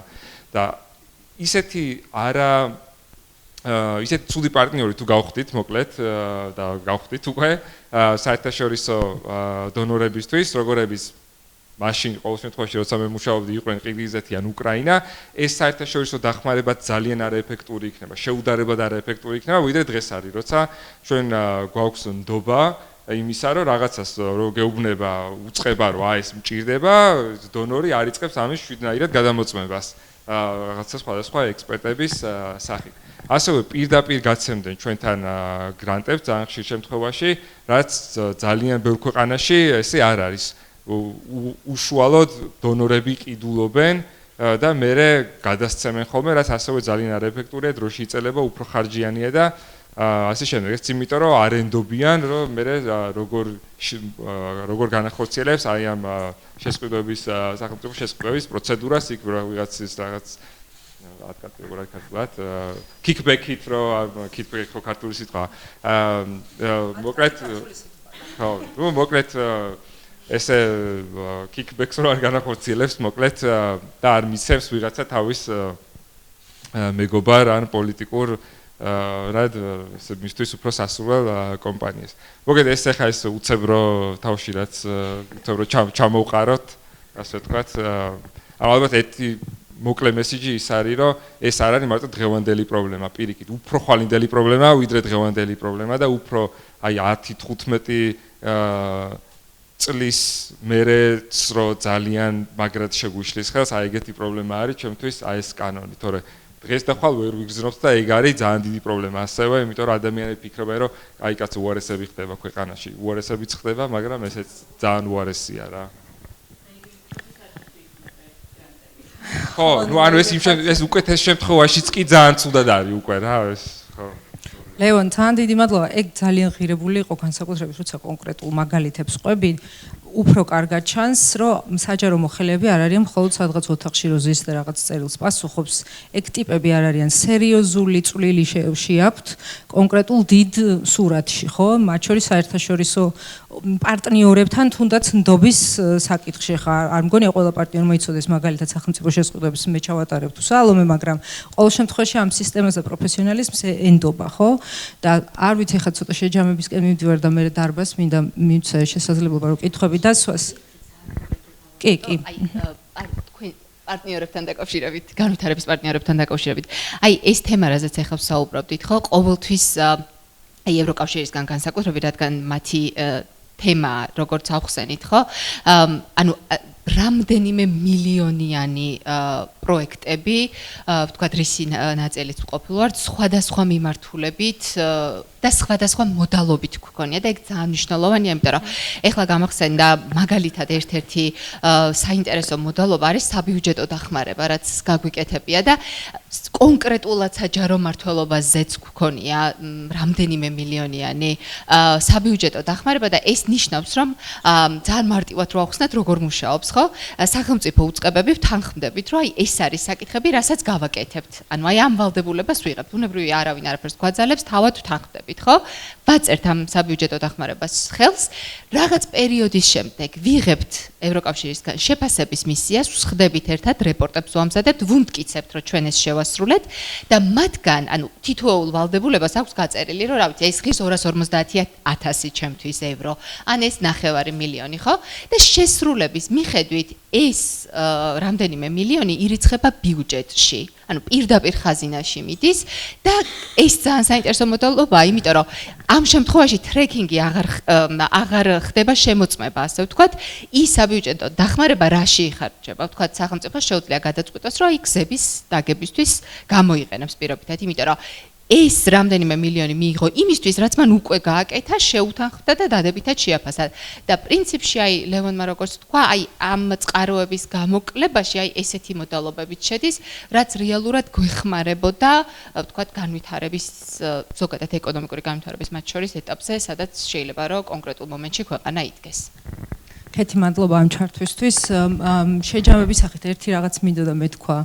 არ ვიცი ამ პროცესში რამე პოზიტივი თუ შეიძლება დაინახოს ადამიანმა, მაგრამ ერთი პოზიტივი ის არის, რომ ცოტა გამოვფხიზლდით. მე პირადადაც გამოვფხიზლდი, იმიტომ რომ აი თითქოს რაღაც დინებას მიყვები კონფორმიზმში ხარ, აი პარიც გვაქვს, საჯარო სამსახურის რეფორმაც გვაქვს, ადამიანური რესურსების მართვის პოლიტიკაც გვაქვს, ეხლა ბოლოს ადამიანური რესურსების მართვის სტრატეგიაზე ვმუშაობთ და ასე შემდეგ, მაგრამ ამ ცვლილებებმა რაღაცნაირად, არ ვიცი, ცივი წყალი გადაგვასხეს და გითხრეს, რომ ცოტა მოდი რეალობა შევხედოთ, ხო, რეალურად ვინ მუშაობს საჯარო სამსახურში და როგორი ტიპები არიან ესენი და სამწუხაროდ დავინახეთ ის, რომ კანონის და არასამართლის კანონის უზენაესობის სახელით ნებისმიერი კანონის ჩანაწერი შეიძლება შესრულდეს.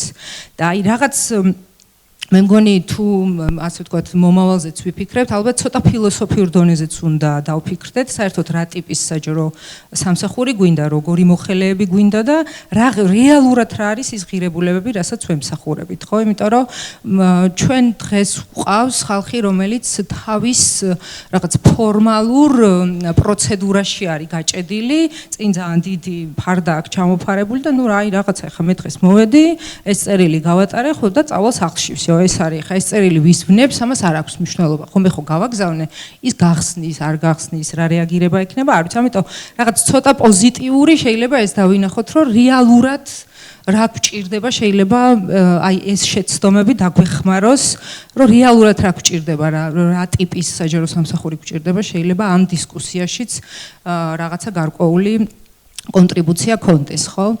ეხლა მე მინდა დაახლოებით 9 საათი გვაქვს დარბაზისთვის და კითხვები ვისაც გაქვთ ჩვენ პანელის მონაწილეებთან, მინდა რომ თქვენ შეგეხმიანოთ და ანუ ხელის აწევით მიკროფონს მოგაწვდით, მაია დვალიშვილია პირველი. კითხვა არ მაქვს უბრალოდ დამატება მინდა. თუ შეიძლება ბევრი მავნებლობა ახსენეთ და მეც მინდა დავამატო, ეხლა დასამატებელიც კი არაფერია და ისეთი საამაყო, მაგრამ არ მინდა რომ დაგვავიწყდეს, რომ მარტო უფლებამოსილებას არ არის მიბმული ადმინისტრაციული ხელშეკრულებით დასაქმების ანუ ფორმა. აქ მთავარი არის ის, რომ ვიღაცამ შეიძლება ჩათვალოს, რომ თუ ადმინისტრაციული ხელშეკრულებით იქნება დანიშნული პირველადი სტრუქტურული ერთეულის ხელმძღვანელი, რომ ნუ აი არ ვიცი 4 წლით მაინც იმუშავებს და რაღაცა შედეგზე მაინც შეიძლება გავიდეს, მაგრამ რეალურად ადმინისტრაციულ ხელშეკრულებას თავის დროზე კანონში ქონდა ესეთი შესაძლებლობა პოლიტიკურ თანამდებობის პირს, რომ ერთი თვით ადრე შეეძლო შეტყობინება და განთავისუფლება მრჩევლების თუ არ ვიცი, ანუ ადმინისტრაციული ხელშეკრულებით დასაქმებული პირების. ანუ იგივე პროცესი და პროცედურა შეიძლება იყოს გამოყენებული მენეჯერების მიმართაც. ანუ უფლებამოსილებას კი არ არის მარტო მიბმული მენეჯერი, რომელიც დანიშნული არის დღეს ვთქვათ პოზიციაზე. შეიძლება ნებისმიერ დროს განთავისუფლდეს სამსახურიდან. რაც იმას ნიშნავს, რომ ანუ ყოველ წუთს მზად უნდა იყოს, რომ თუ რამე ისეთი არაპოპულარული გადაწყვეტილება მიიღო, შეიძლება რომ განთავისუფლდეს სამსახურიდან. ნუ ეს ხომ ერთი ცუდია და დახუნძურულია მოკლედ ეს კანონი აი ამ რაღაცა მავნებლობებით, მაგრამ კიდე პლუს ემატება ის, რომ ძალიან ღირსების შემლახავი ჩანაწერები გაჩნდა კანონში და ამაში ვგულისხმობ იმას, რომ გარდა იმისა, რომ მათ დასაქმების ფორმას შეეხნენ, ანუ მენეჯერების ან ძალიან კრიტიკული მასის საჯარო სამსახურში, გარდა აი ამ დასაქმების ფორმისა, ნუ შეეხნენ უფლებამოსილებას, იმიტომ რომ ფაქტობრივად ვეღარაფერს წყვიტავს, ხო? იქ შეფასება შეიძლება დაუწეროს თავის დაქვემდებარებულს და უცებ არ მოეწონოს ორგანიზაციის ხელმძღვანელს და ეს გადაუკეთოს შეფასება, ხო? ანუ გარდა იმისა, რომ უფლებამოსილებაში იჭრება, გამოდის რომ ანუ ღირსებას და რეპუტაციასაც ვეხებით, ხომ?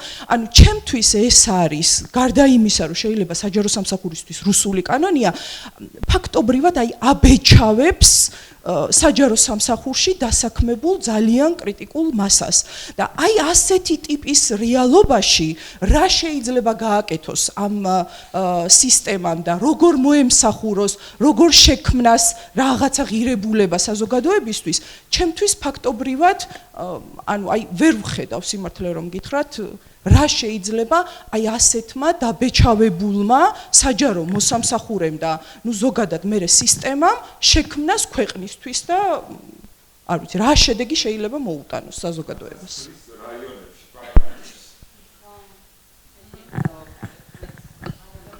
მადლობა მაია.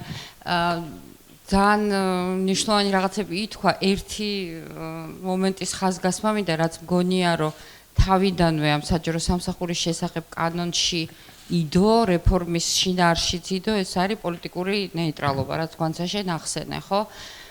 პრაქტიკულად აი რაზეც მაია მილაპარაკა, რაზეც თქვენ ილაპარაკეთ, ეს არის ზუსტად პოლიტიკურად სრული დამოკიდებულება საჯარო მოხელეების მართულ ძალაზე, ვინც იქნება, ხო? ეს არის რომ ის ადმინისტრაციული რომ სტუდენტებს რო კარგად ესმოდეთ რა არის ეს ადმინისტრაციული ხელშეკრულება, აი მაგალითად ადმინისტრაციული ხელშეკრულებით შეიძლება აიყვანოს მინისტრმა მრჩეველი. ანუ ეს არის ის ადამიანი, რომელიც მისი პოლიტიკური გუნდის ნაწილია, ხო? მრჩეველი რო აკყავს, არ აკყავს რაღაც ოპოზიციურად განწყობილი, გააჩნია ხარ სიტუაცია, როგორც წესი აკყავს შენი გუნდის წევრი, რომელიც შენ გეხმარება შენი პოლიტიკური აჯენდის გატარებაში. ეს ჩვეულებრივად რაღაც ისეთი ნორმალური რეგულირების საგანი არის და ესეც უნდა იყოს. როდესაც შენ მენეჯერი გადაგყავს ადმინისტრაციულ ხელშეკრულებაზე, პრაქტიკულად მასაც უყურებ, როგორც შენს მიმართ პოლიტიკურად დაქვემდებარებულს. ანუ იგივე ის შეფასება არ მოგეწონება, პოლიტიკური ნიშნით არ მოგეწონება მისი Facebook-ზე დალაიქებული პოსტი, ან ღმერთმა არქნას და დაინახავ, რომ სადღაც გაიარა იმ დროს იმ საათზე, იმ ქუჩაზე, სადაც არ უნდა გაევლო, უკვე ძალიან გიმარტივდება ეს პოლიტიკური ზეგავლენის ბერკეტები, რასაც 2012 წლიდან ვებრძვით საჯარო სამსახურში, რომ აი ეს ზუსტად ეს იყო, რაც იყო ყველაზე დიდი ნაკლი, ვთქვათ, საჯარო სამსახურის ყოველთვის, რომ იყო პოლიტიზირებული და ამას ვებრძოდით სულ. აქეთკენ მივდიოდით, რომ როგორი პოლიტიკური ნეიტრალობა შენარჩუნებულიყო. დღეს გარდა იმისა, რომ გაძლიერდა ზემოდან პოლიტიკური ზეგავლენის ბერკეტი, თვითონ ცნებაც, აი კონცეფციაც პოლიტიკური ნეიტრალობის არის აბსოლუტურად დამახინჯებულად წარმოდგენილი. ანუ საჯარო მოხელეებს განუმარტეს, რომ თქვენ უნდა იყოთ პოლიტიკურად უტყვები, აი რაღაც პირუტყვები, ხო? არ უნდა გქონდეთ პოლიტიკური აზრი და ეს არის პოლიტიკური ნეიტრალობა. ეს არ არის პოლიტიკური ნეიტრალობა. პოლიტიკური ნეიტრალობა არის ის, რომ ადამიანი მუშაობს თავის სამსახურში, ის არის პროფესიონალი, მას შეუძლია გადაწყვეტილების მიღება თავის კომპეტენციის და დისკრეციის ფარგლებში და სახლში რომ მოდის, არჩევნებზე რომ მიდის, ან რაღაცა სხვა აქციებში მონაწილეობს, მას შეუძლია მოიქცეს ისე, როგორც მისი სინდისი კარნახობს და არც ერთ პოლიტიკურ პირს არ შეუძლია მასზე ზეგავლენა. აი ეს ყველაფერი არის ამოტრიალებული ამ კანონში, პლუს კიდე, ვთქვათ, სხვა ეს რაღაცა მარეგულირებულ ნორმებთან ერთად. მოგესალმებით, მე ვარ ჯავოქარელი, ჯერ კიდევ მოქმედი საჯარო მოხელე. თუმცა ჯერ არ ვიცი რამდენი ხნით, იმიტომ რომ ველოდებით რეორგანიზაციის შედეგებს. პირველ რიგში რაც მინდა რომ აღვნიშნო განსაკუთრებით, შარშან მუშაობდი სამაგისტრო ნაშრომზე საჯარო მმართველობის პროგრამის ფარგლებში, რომელიც ეხებოდა ადმინისტრაციული რესურსების არამიზნობრივ გამოყენებას და ყველაზე თვალსაჩინო და ესე ხელის გულზე ამოტივტივდა ჩემთვის მაშინ რეალური პრობლემები, რომელიც ჰქონდა ზოგადად საქართველოში საჯარო სამსახურის დიზაინს და მათ შორის საჯარო მმართველობის რეფორმის ფარგლებში განხორციელებულ საკანონმდებლო ცვლილებებს და იმ საჯარო სამსახურის შესახებ უკვე ყოფილ კანონს. იმიტომ რომ დავინახე სხვადასხვა ჩართული დაინტერესებული მხარების მხრიდან კონკრეტული ფაქტები, რომელიც არსებობდა, რომელიც საჯარო სამსახურის რეფორმას ესე რომ ვთქვათ, უნდა გადაეჭრა პოლიტიკური ნეიტრალიტეტის პრინციპთან დაკავშირებული პრობლემები და ამ დროს ვხედავდით ჩვენ სრულიად საპირისპირო ვითარებას.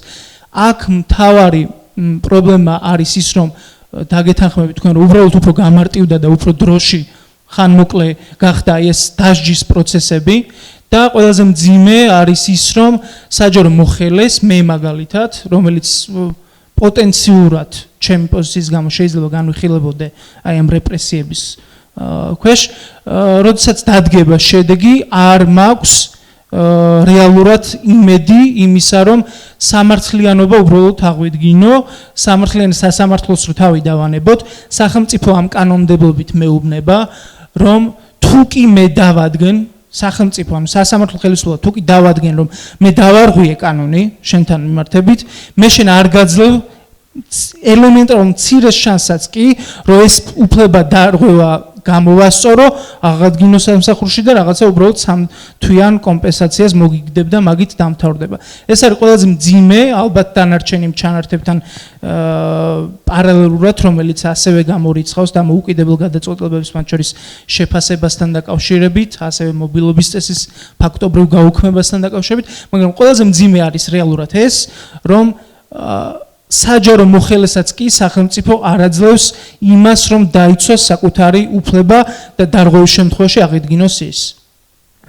მადლობა. უკან თქვენ და მერე თქვენ ნომერში.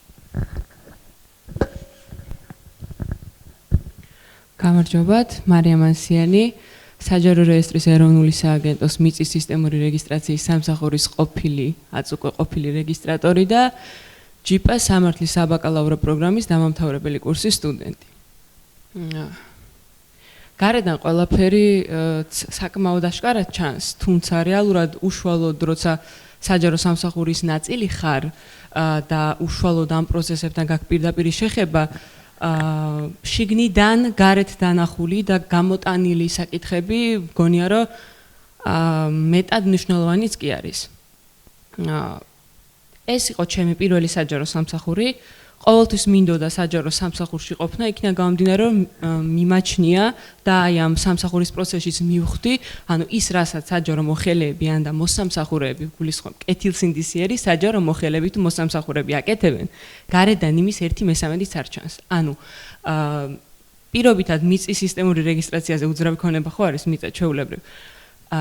იმდენად ბევრი პოზიტიური ცვლილება არსებობს ამ მიმართულებით, ანუ თუნდაც საერთაშორისო მასშტაბით რო შევადარო, თუნდაც დროის ნაწილში და პირდაპირ რეგისტრატორები ვიყავით ის პირები, ვისაც გქონდა გარკვეული შეხება მოქალაქეებთანაც ამ ნაწილში და გქონდა რიგი ვალდებულებებიც, ხო?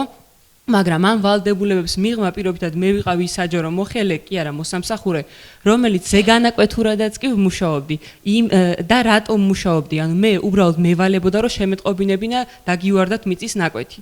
და ანუ ჩემი დამატებითი რესურსი იქ არ იყო საჭირო, მაგრამ ვუხსნედი, იმიტომ რომ კახელ გლეხს ხონდა ცოდნოდა, როცა ვენახი ქონდა გაშენებული, ანუ ელემენტარული მეზობლის ხელმოწერის გამო რომ უვარდებოდა მიწის ნაკვეთი. ანუ ეს ყველაფერი აი ის ბექი მოხელეები, ვინც გარედან არ ჩანან, უზომოდ დიდ სამსახურს ეწევიან და ეწევიან არაჰონორარის გამო. ანუ როგორც მე ვიყავი, ძალიან ბევრი კოლეგა იყო ჩემნაირი სოფხედველობით, იმიტომ რომ ჩვენი мотиваცია იყო, რომ ვემსახუროთ ჩვენს ქვეყანას და პირადად ჩემი мотиваციაც საჯარო სამართლით დაინტერესების იყო ის, რომ ჩემი რესურსი სახელმწიფოს განვითარებას მივახარჯო რაღაცნაირად.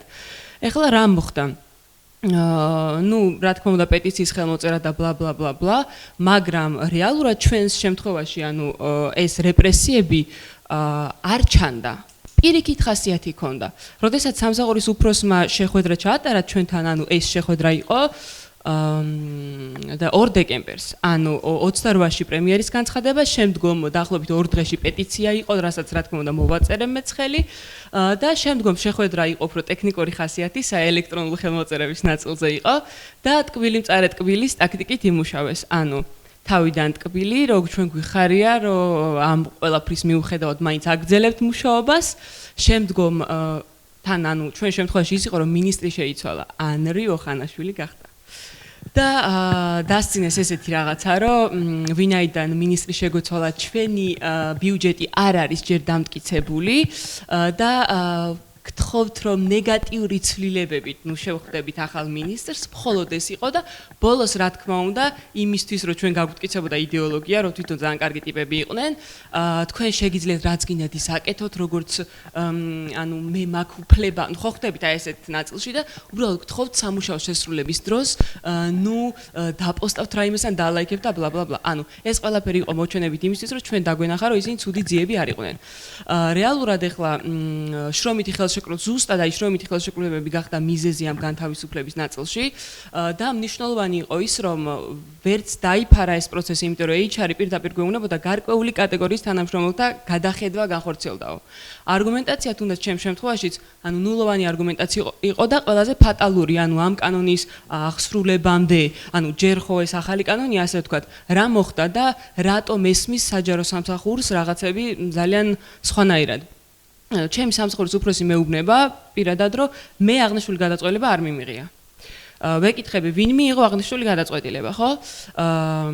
მე თვითონ დამიბარა თავმჯდომარემ დღეს და შემატყობინა რომ რიგი თანამშრომლებთან მიმართებით ეს ხელშეკრულებები არ უნდა გაგრძელებულიყო და მე ვეკითხები ასეთ რაღაცას. ანუ თქვენ ხართ სამსახურის უფროსი და ანუ თქვენ არ გაგიჩნდათ კითხვა, ან თქვენ არავინ არ გკითხა, რომელი თანამშრომლებია, რატომ, ხო? და მისი პასუხი იყო რა, სამწუხაროდ გამიჩნდა კითხვა, მაგრამ პასუხი იყო ის, რომ ასე გადაწყდა და ეს არის მარიამის სუბორდინაცია, რაც მე არაერთხელ აღმენიშნავს შენთან. სამწუხაროდ საჯარო სამსახურს ახასიათებს სუბორდინაცია, რასაც ვერ გავექცევით. რა თქმა უნდა, მასთან დავაფიქსირე, რომ ეს იყო მახინჯი მიდგომა სუბორდინაცია, ამას არანაირად არ გულისხმობდა. ეხლა ეს ჩემი მაგალითი რატომ მოვყევი? ანუ აქ პრობლემა ის კი არ არის, რომ ერთი ვინმე მარიამასიანი განთავისუფლდა. პრობლემა არის თვითონ ეს მენეჯერული რგოლის წარმომადგენლები, სანამ ეს კანონი უშუალოდ ფესვებს გაიდგამდა, ანუ მანამდე შეშინებულები იყვნენ. და ანუ ამის შემდეგ პროცესები უფრო მეტად გაღრმავდება და ძალიან ცუდი რაც ახლა ჩემ რეესტრში ხდება, ანუ ამ მინი რეპრესიების მინია ეგჯერ მიზანი იყო ის, რომ მოხელეები უფრო მეტად გაყურშულიყვნენ. ანუ ანალოგი ზუსტად გაიყურშნენ მართლა. შრომითი ხელშეკრულებები მანამდე თუ 6 თვის ვადით ედებოდათ, ეხლა 3 თვის ვადით დაუდეს. ანუ შეშინებულები არიან, მაგრამ ხმას კიდევ არ იღებენ. ანუ საგიჟეთი და ნონსენსი ხდება და ჩემი კითხვა ამასთან მიმართებით არის ის, რომ რამდენად მიგაჩნიათ ომბუდსმენის როლი ამ ნაწილში მნიშვნელოვნა და რისი იმედი უნდა გქონდეს ჩვენ ეხლა მაგალითად ხო არის სხვადასხვა შემთხვევები დისკრიმინაციის ნაწილში შეგვიძლია ომბუდსმენს მივმართოთ, ოღონდ სარეკომენდაციო ხასიათი აქვს ამას, შემდგომ სასამართლოს. ამ სასამართლო ნაწილზე ვისაუბრეთ რა კითხვის ნიშნებიც არის, მაგრამ ის სავალდებულო მაინც არის. რა შედეგიც არ უნდა დადგეს. ანუ იდეაში ომბუდსმენი კარგი პრაქტიკა უნდა იყოს, მაგრამ ანუ რა ხდება ჩვენთან, ეგ ვიცით და ანუ თქვენი უშუალო ვინც მონაწილეობთ ამ საკითხებში, ანუ რას ხედავთ, აქვს თუ არა ომბუდსმენთან მიმართვას, just პროცესუალურ ნაწილში მაინც მნიშვნელობა რომ მე ყველა გზა გამოვიყენე. აი ეს მომენტი, ეგ იქნებოდა კითხვის ნაწილში. მადლობა. მადლობა.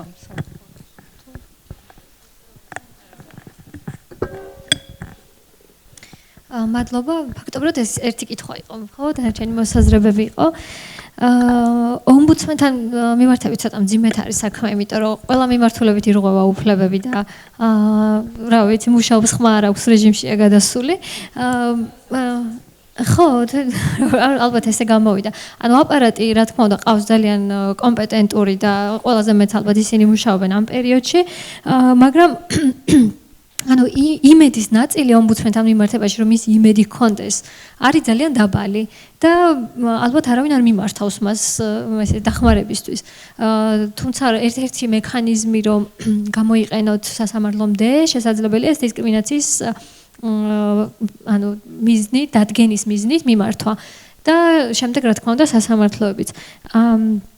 თუმცა თქვენ შემთხვევაში ანუ შრომითი ხელშეკრულებები იყო ხომ ასეა ვადები ვისთანაც გავიდა კი ბატონო ანუ შეუწყვეტეს თითქოს ფორმალურად რიგზეა მაგრამ ზოგი იყო ისეთი რომ ანუ იმდენი ხანი ქონდა ეს ხელშეკრულება 30 თვეზე მეტი როდესაც ის უკვე უვადოდ ითვლებოდა და ასეთებიც კი გაიყვანეს იმაში რომ მათ ვადა გაუვიდათ ხელშეკრულები და უბრალოდ აღარ გავუგრძელეთ ხო ანუ ესეთი პირდაპირი ჩანაწერების დარღვევაც კი ხდება და არ ვიცი ვისი მედი უნდა ქონდეს აი ეგ არის პრობლემა ზუსტად ხო უფლება დამცველი აღარ არსებობს სახელმწიფო სტრუქტურაში არც სახალხო დამცველი არც სასამართლო კი ეს არის და ოდნავ მინდოდა იმას დავემატებინა დეპარტამენტის უფროსები და სამსახურის უფროსები ოფიციალურად გახდნენ ესე იგი მიბმული პოლიტიკურ პირებთან თავისი ვადითაც და ყველაფრით და ფაქტობრივად გაჩნდა იმისი პრაქტიკული შესაძლებლობა რომ ეს პირები ოფიციალურად გამოიყენონ ადმინისტრაციულ რესურსად არჩევნების პერიოდში იმიტომ რომ თუ არ ანუ იმიტომ რომ ფაქტობრივად დეპარტამენტის უფროსებს ასე ვთქვათ აწყობთ იგივე პირის დარჩენა თანამდებობაზე რათა გაუგრძელონ ხო და ძალიან მარტივად შეიძლება მათი ჩაბმა კამპანიებშიც თუ აქამდე ცოტა აი თუ აქამდე ეს უფრო მეტად ადგილობრივ დონეზე ხდებოდა ხა უკვე ზემოთაც ესე გამოდის ხო ფაქტობრივად უნდა მიეხმარებიან ასე ვთქვათ იგივე პარტიას გამარჯვებაში, იმიტომ რომ არ აწყობს, რომ ხელმძღვანელი შეიცვალოს, ხო? აი ესეთი ადმინისტრაციული რესურსის გამოყენების ძალიან ის არის რა მექანიზმად ჩამოყალიბდა. ომბუდსმენთან დაკავშირებით მინდა და დავემატებინა, მე როგორც ვიცი, მერის თანამშრომლები ამ საკითხთან დაკავშირებით ღიად მიმართეს მათ სახალხო დამცველს, რომ მათი საკითხი შეესწავლა. ზუსტად არ ვიცი, როგორ მიმდინარეობს ახლა ეს პროცესი სახალხო დამცველში, თუმცა ეს მიმართვა მათი მხრიდან უკვე გახორციელდა და წესით უნდა ყოფილიყო საფუძველი ამ წარმოების დაწყების. მე ვარ მაია კოპალიშვილი, თბილისის სახელმწიფო უნივერსიტეტის პროფესორი, შეიძლება ბევრი მიცნობთ და ამ საკითხებზე სხვადასხვა საჯარო თანამდებობებზე მუშაობდი და ბევრი მუშავია და როგორც საკონსტიტუციო სასამართლოს მოსამართლესაც ბევრი მიმუშავია და გადაწყვეტილებებზე იყო საუბარი, რომელიც სამწუხაროდ დაიძლია ამ ახალი ცვლილებებით, რომელიც გადაწყვეტილებათა მიღების პროცესში მაქვს მიღებული მონაწილეობა და ეს ძალიან სამწუხაროა, რა თქმა უნდა.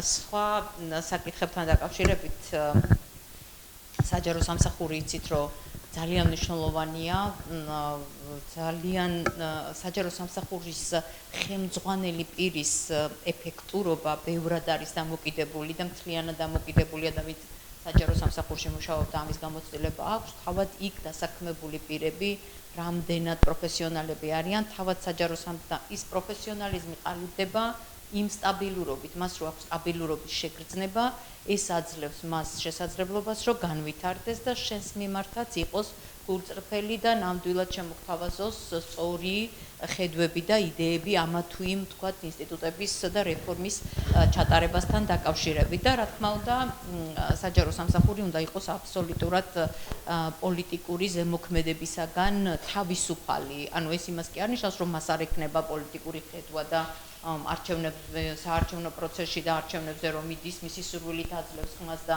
საღამოს რა აქტიურობას განახორციელებს. არამედ ეს ნიშნავს, რომ მის მიმართ გადაწყვეტილებათა მიღების პროცესზე არ უნდა მოახდინო გავლენა ხელმძღვანელმა თანამდებობის პირმა და სისტემამ შენი პოლიტიკური შეხედულებებიდან გამომდინარე. მასზე ზემოქმედება ამ მხრივ არ შეიძლება. სხვა შემთხვევაში საჯარო სამსახური ჩამოიშლება და უკვე ის იქნება არა საჯარო სამსახური, არამედ მოემსახურება მთლიანად რაღაცა ამა თუ იმ პოლიტიკური კლასის ინტერესებს, რაც დაღუპავს ზოგადად სახელმწიფოს როგორც დემოკრატიას თუ არა და აი აღინიშნა აქ სხვადასხვა მაგალითები, რომ ამ დროს უკვე შენ თუნდაც საერთაშორისო პარტნიორი ორგანიზაციები და ქვეყნები შენს მიმართ ნდობაც მცირდება, მათ შორის საჯარო სამსახურის მიმართაც ნდობა მცირდება და სწორედ ის რაღაცა წნეხები იზრდება, რაზეც ისაუბრა და რაც შეიძლება სულ ყველა არ ითქვა. ამიტომ საჯარო სამსახურის მიმართ აი რატო ამახვილებ ახლა არა ექსპერტებს ესურაც არ ეხება ბევრი სტუდენტი გვისმენს, რომლებიც ეხლა შედიან და პროფესიაში უნდა შევიდნენ და არ მინდა რომ დაფრთხეთ. ბევრი რამეა დამოკიდებული თქვენზე, როგორც სტუდენტები, ახალგაზრდები, როგორი შემართებით შეხვალთ საჯარო სისტემაში,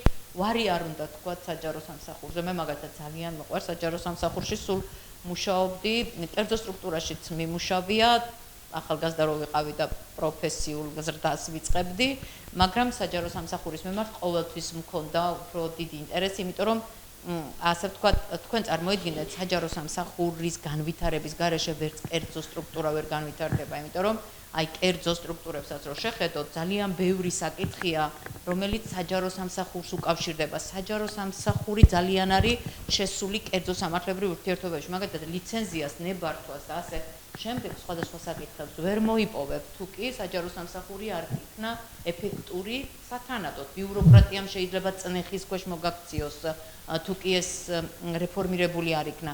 იგივე ტენდერები რო აღინიშნა, ამ ტენდერებში მონაწილეობს კერძო სუბიექტები და იმ კერძო სუბიექტს დობა თუ არ ექნა ამ ტენდერის სამართლიანობასთან მიმართებით, ის არც შემოვა ამ ტენდერში და შე როგორც საჯარო ასე ვთქვათ, მართვის ორგანო და სახელმწიფო ვერ განახორციელებ ისე ეფექტურად იმ საქმიანობას, რომლის გამოც ეს ტენდერი გამოაცხადე. ამდენად საჯარო სამსახური ძალიან მნიშვნელოვანია, რა თქმა უნდა, ბევრი რამის თქმა შეიძლება, ასე რომ გული არ გაიტეხოთ, აუცილებლად იბრძოლეთ იმისათვის, რომ საჯარო სამსახურში დაიწყოთ მუშაობა და პირიქით უფრო მტკიცე და თანამედროვე რეფორმირებული და საუკეთესო გახადოთ საჯარო სამსახური. ჩვენ ამაზე გულს აგიტეხავთ, ჩვენ ვცდილობთ რომ საჯარო სამსახურს აი დღევანდელი ამ ჩემი პოზიციიდანაც კი დავეხმაროთ კოლეგებთან ერთად რომ ეს იყოს სტაბილური და ასე ვთქვათ იმედიანად იყვნენ საჯარო მოხელეები რომ მათ უნდა იბრძოლოთ თქვენი უფლებებისთვის ყველგან. მე ყოველთვის ვიბრძოდი. არც არა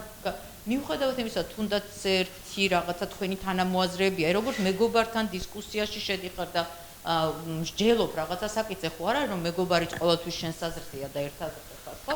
აი ასე უნდა იმსჯელოთ და უსაბუთოთ და თქვენი უფლებების დაცვისთვის ყოველთვის უნდა იბრძოლოთ, ასე რომ არ დანებდეთ და არ იფიქროთ რომ ეს რა ყოფილა საჯარო სამსახური. ძალიან საინტერესოა.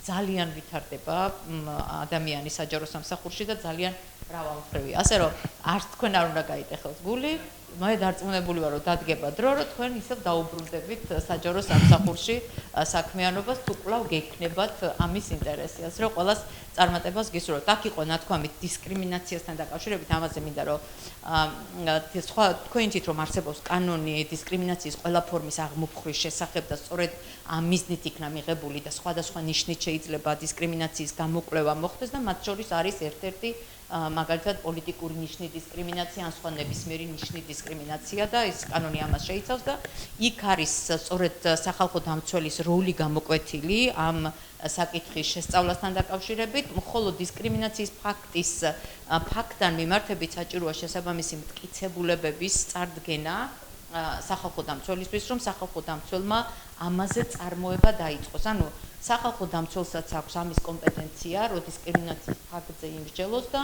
ასევე პირს შეუძლია სახალხო დამცველის ნაცვლად აირჩიოს სასამართლოსათვის მიმართვა და სასამართლოს მიმართოს იგივე საკითხთან მიმართებით. აქ ერთი თავისებურებაა სახალხო დამცველთან, რომ სახალხო დამცველის მიერ მიღებული აქტი მაინც არ ატარებს იმ სავალდებულო ძალას, როგორცაც ატარებს სასამართლო რომ მიიღებს გადაწყვეტილებას და თან სახალხო დამცველი რომ გაუგზავნის ამ დისკრიმინაციის ფაქტს რო დაადგენს და გაუგზავნის და თუ კი ის იქნება სახეზე რო არ შეასრულებს ამას რომელიმე საჯარო მოხელე, სახალხო დამცველიც დავას იწყებს სასამართლოში, ანუ მან უნდა მიმართოს მერე სასამართლოს ადმინისტრაციული სამართალწარმოების წესით, რომ დაავალე რომ შეასრულოს ეს ჩემს მიერ გამოცემული რაღაცა.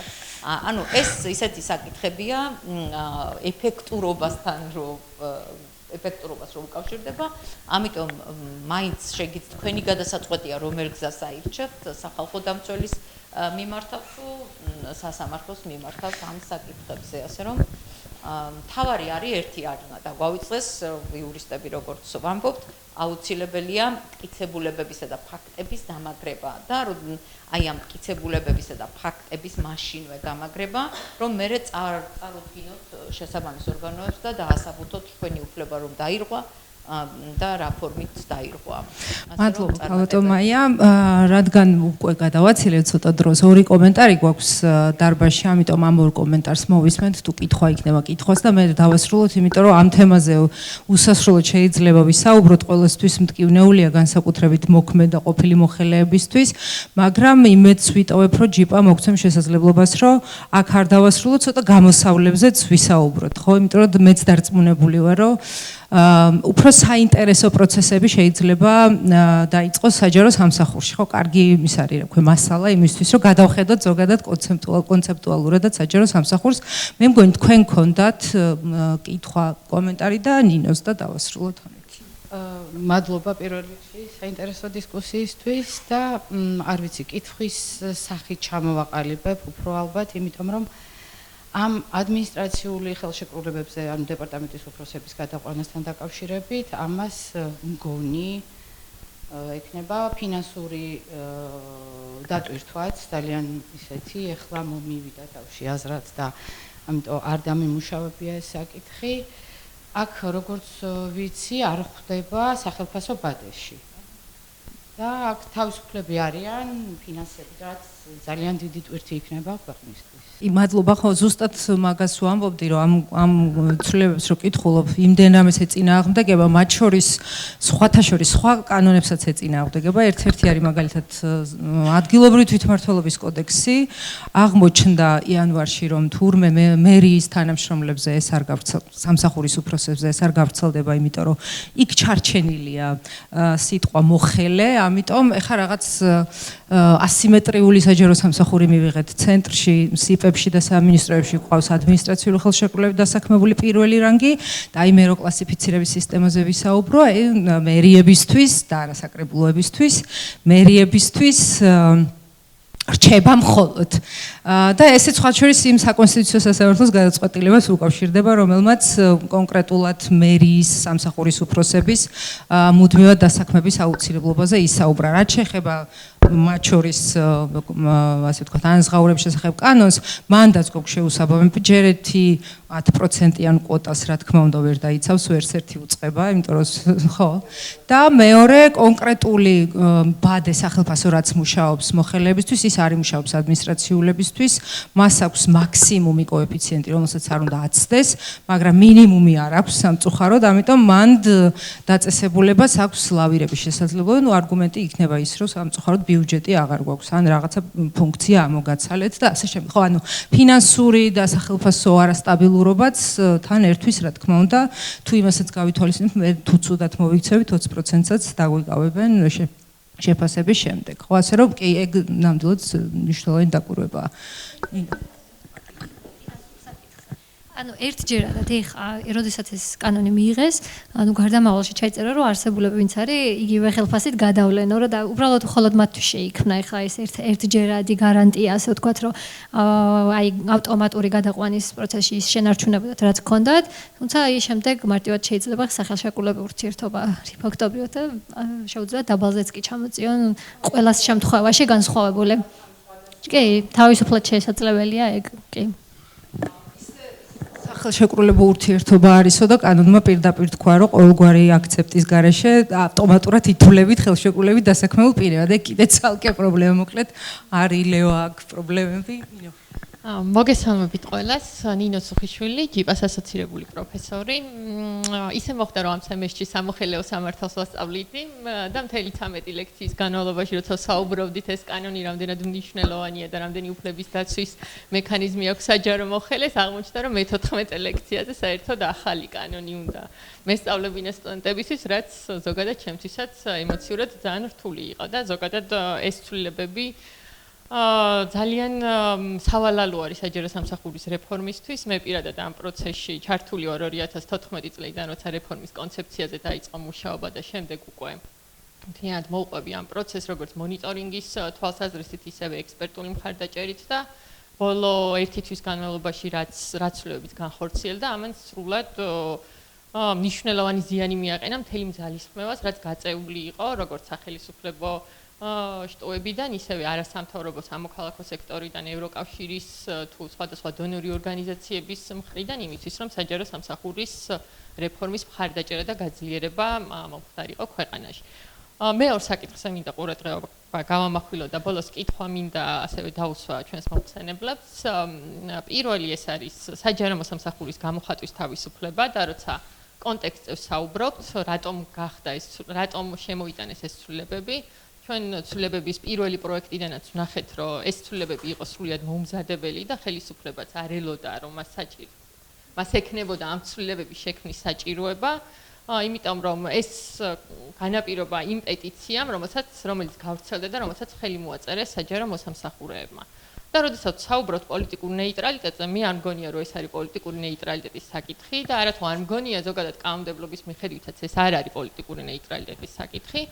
არსებობს ცალკე საქართველოს მთავრობის დადგენილებაში ეთიკისა და ქცევის ზოგადი წესების შესახებ არსებობს ცალკე საჯარო მოსამსახურის გამოხატვის თავისუფლების მარეგულირებელი ნორმა, რომელიც საუბრობს, რომ საჯარო მოსამსახურეს შეუძლია ისაუბროს საჯაროდ და ღიად იმ მნიშვნელოვან საკითხებთან დაკავშირებით, რომელიც ქვეყნის საზოგადოებრივ ცხოვრებას ქვეყანაში მიმდინარე საზოგადოებრივ ცხოვრებას ეხება. ხო, ანუ პოლიტიკური ნეიტრალიტეტი იქნებოდა თუ რომელიმე საჯარო მოსამსახურე გამოვიდოდა და რომელიმე პოლიტიკური პარტიის მხარდამჭერ განცხადებას გააკეთებდა ან წინასაარჩევნო აგიტაციაში მიიღებდა მონაწილეობას, მაგრამ ეს არ გაუკეთებიათ ხო საჯარო მოხელეებს, მათ გააკრიტიკეს ის პოზიცია, ის პოლისი, ესე რომ ვთქვათ, ის სახელმწიფო პოლიტიკა და არა პოლიტიკა ვიწრო გაგებით, არამედ ფართო გაგებით, რომელიც და ის პოლისის კურსი, რომელიც აირჩია ქვეყანამ საგარეო მიმართულებით და გადაწყვიტა, რომ ეთქვა, რომ ევროკავშირთან ამ დროისთვის შევაჩეროთ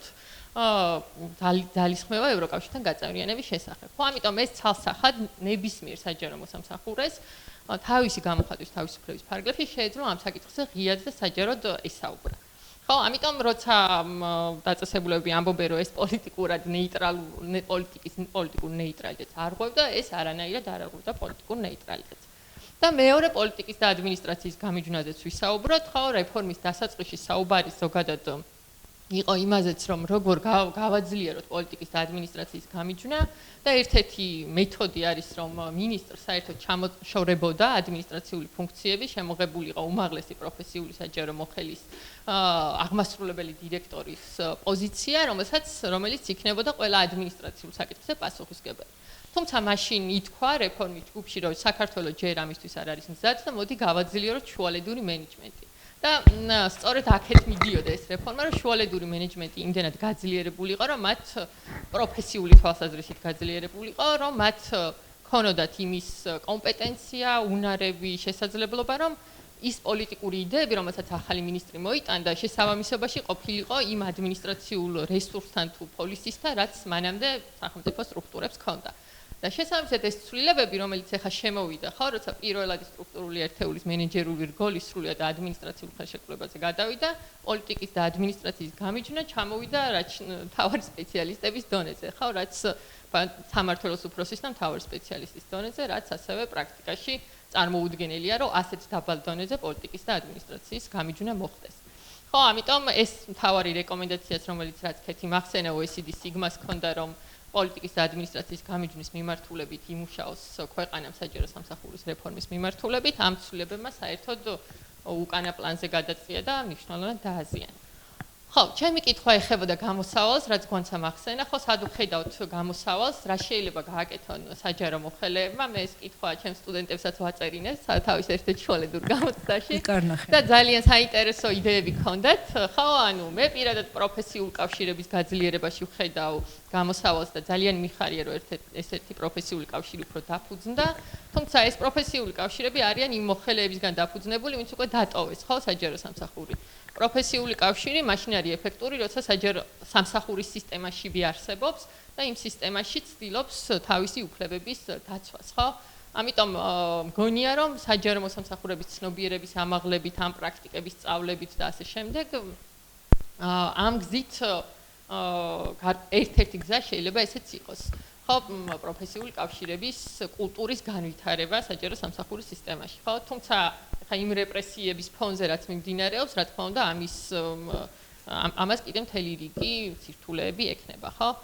სახალხო დამცველისთვის მიმართვა, რა თქმა უნდა, იქნება ტესტი სახალხო დამცველისთვის, იმიტომ რომ სახალხო დამცველს აქვს უკვე მიღებული სხვადასხვა გადაწყვეტილებები, როგორც განსხვავებული მოსაზრების გამო, ასევე დისკრიმინაციის გამო, აქამდე, თუმცა ესეთი მასშტაბური ხასიათის პროცესი ჯერ არ ყოფილა და საინტერესოა ეხლა რა მიდგომას აირჩევს სახალხო დამცველი.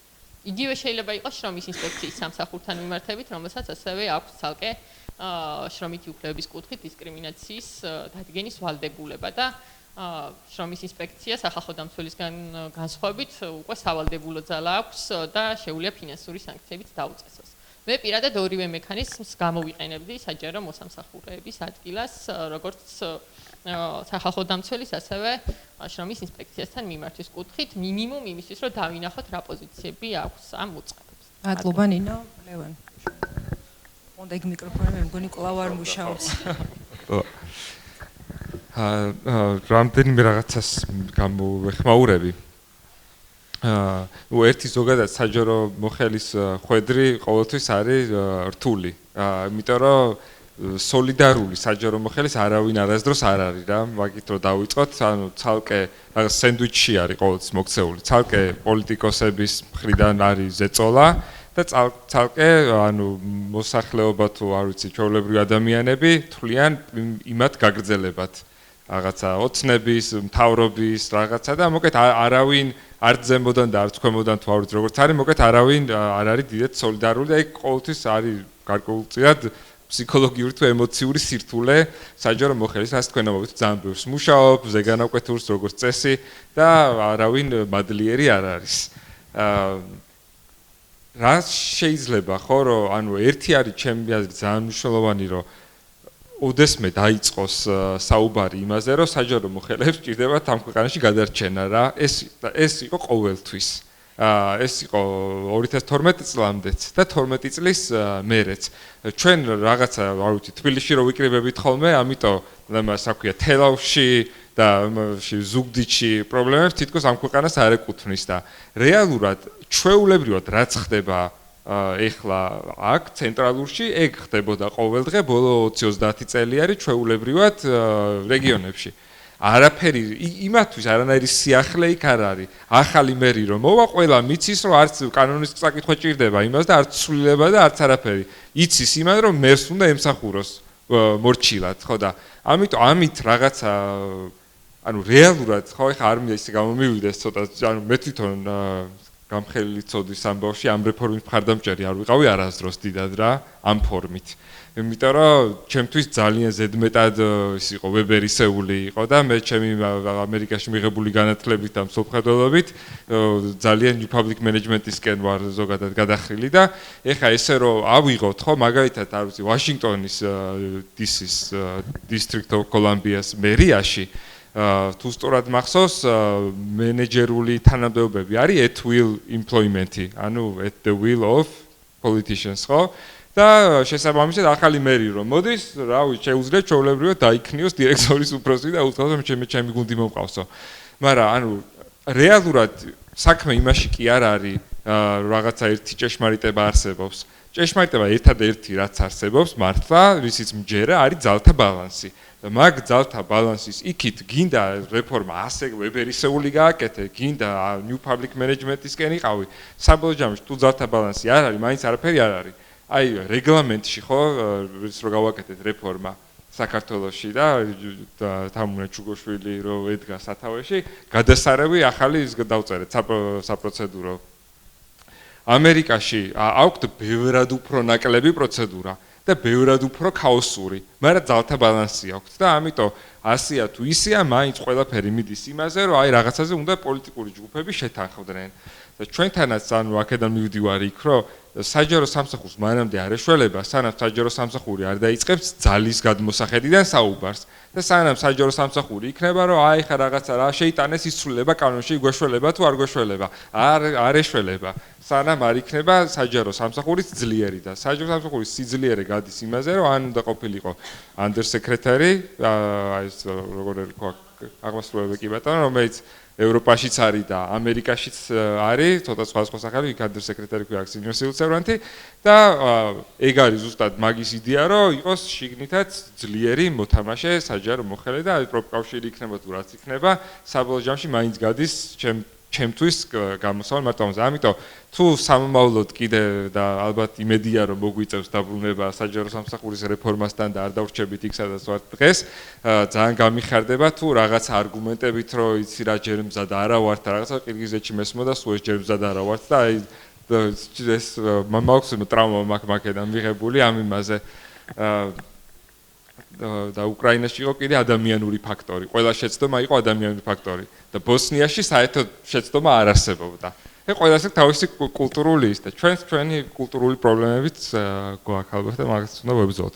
მოკლედ, ცოტა გამიგრძელდა, მაგრამ მინდოდა მეთქვა რომ ძალთა ბალანსში არის გამოსავალი მეტი არაფერი ჩემი აზრით. ამ კანონების წერა კითხვაში არა. მადლობა ლევან.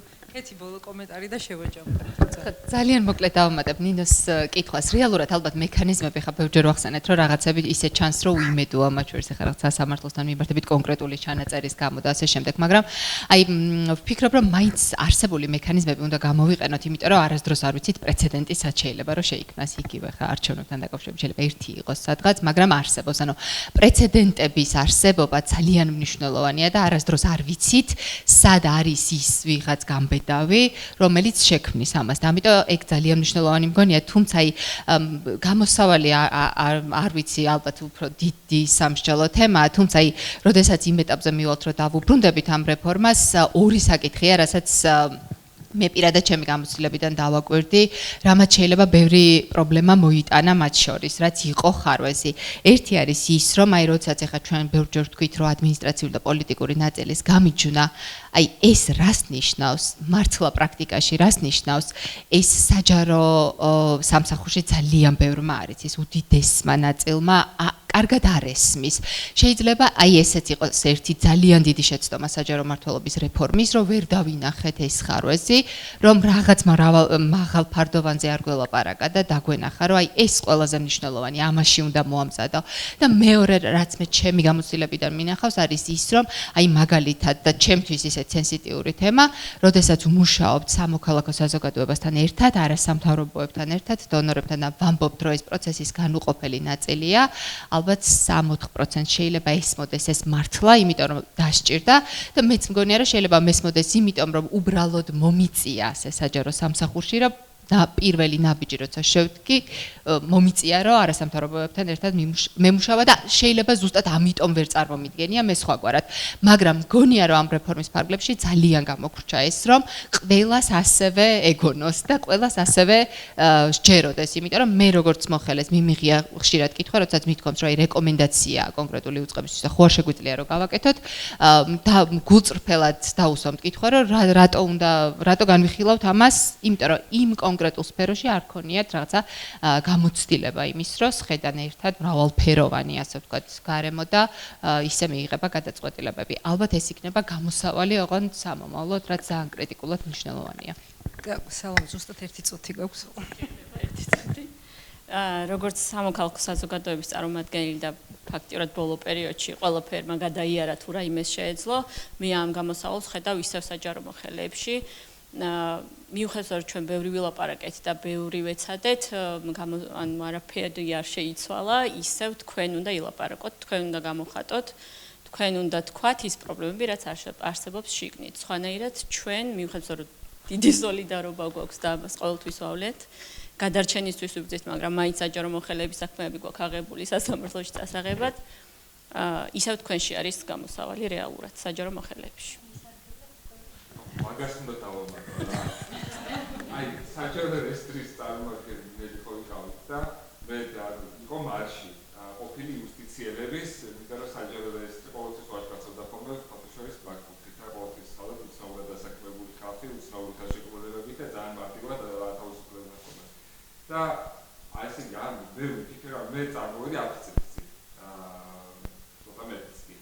და ვიფიქრე რომ აი ხა ჯერ მარტო რამდენი თანამშრომელი იყო რომელსაც შეეხო იქ ცალკე მარტო იუსტიციის სისტემაში და ეხლა ვიფიქრე რომ სხვა ხალხი დახვდება ალბათ ხო რა ალბათ ვიყავით 1-20 კაცი მეც ვიყავით ისეთი უნივერსიტეტი აი გამო ასე მეტი ადამიანთან თანაცვლოდ მინიმუმ პროგრამაში ეს ხო და იქ დირექტორს ხო და აი მე რაღაც 10 წლის წინ წამოსული იუსტიციის სისტემიდან მივოდია იქ და ვიფიქრე რომ ხა ჯერ მარტო ეს ბოლო 10 წელი რამდენი წარმოვიდა იქ და ვიფიქრე ნაცნობებსაც მართალ და ესე ჩემს თეორიკაცი ნახე და თავი წარმოვიდა და აი ძალიან მნიშვნელოვანია იქ რაღაც ერთობა და სოლიდარობა არის მოიცა უბრალოდ რა ერთმანეთშიც კი ანუ აი ეს საკუთარი მეგობრებო, მე მგონი უნდა შევაჯამოთ, იმიტომ რომ ეს თემა არ დასრულდება სავარაუდოდ და წინ მე მგონი გვაქვს შესაძლებლობა პლატფორმებით შეიქმნება, რომ ამ თემაზე ვისაუბროთ. ოღონდ უკვე გამოსავლის ჭრილში, იმიტომ რომ ბევრი შეცდომები დაგვენახა ისი გათვალისწინება შეიძლება ამ ნაწილში. დიდი მადლობა სტუმრებს ძალიან საინტერესო მოსაზრებების გაზიარებისთვის და დიდი მადლობა თქვენ ამ თემით დაინტერესებისთვის და დისკუსიაში ჩართულობისთვის. დავასრულოთ, კარგად ბრძანდეო და შევხვდებით სხვა დროს უფრო მნიშვნელოვან თემას.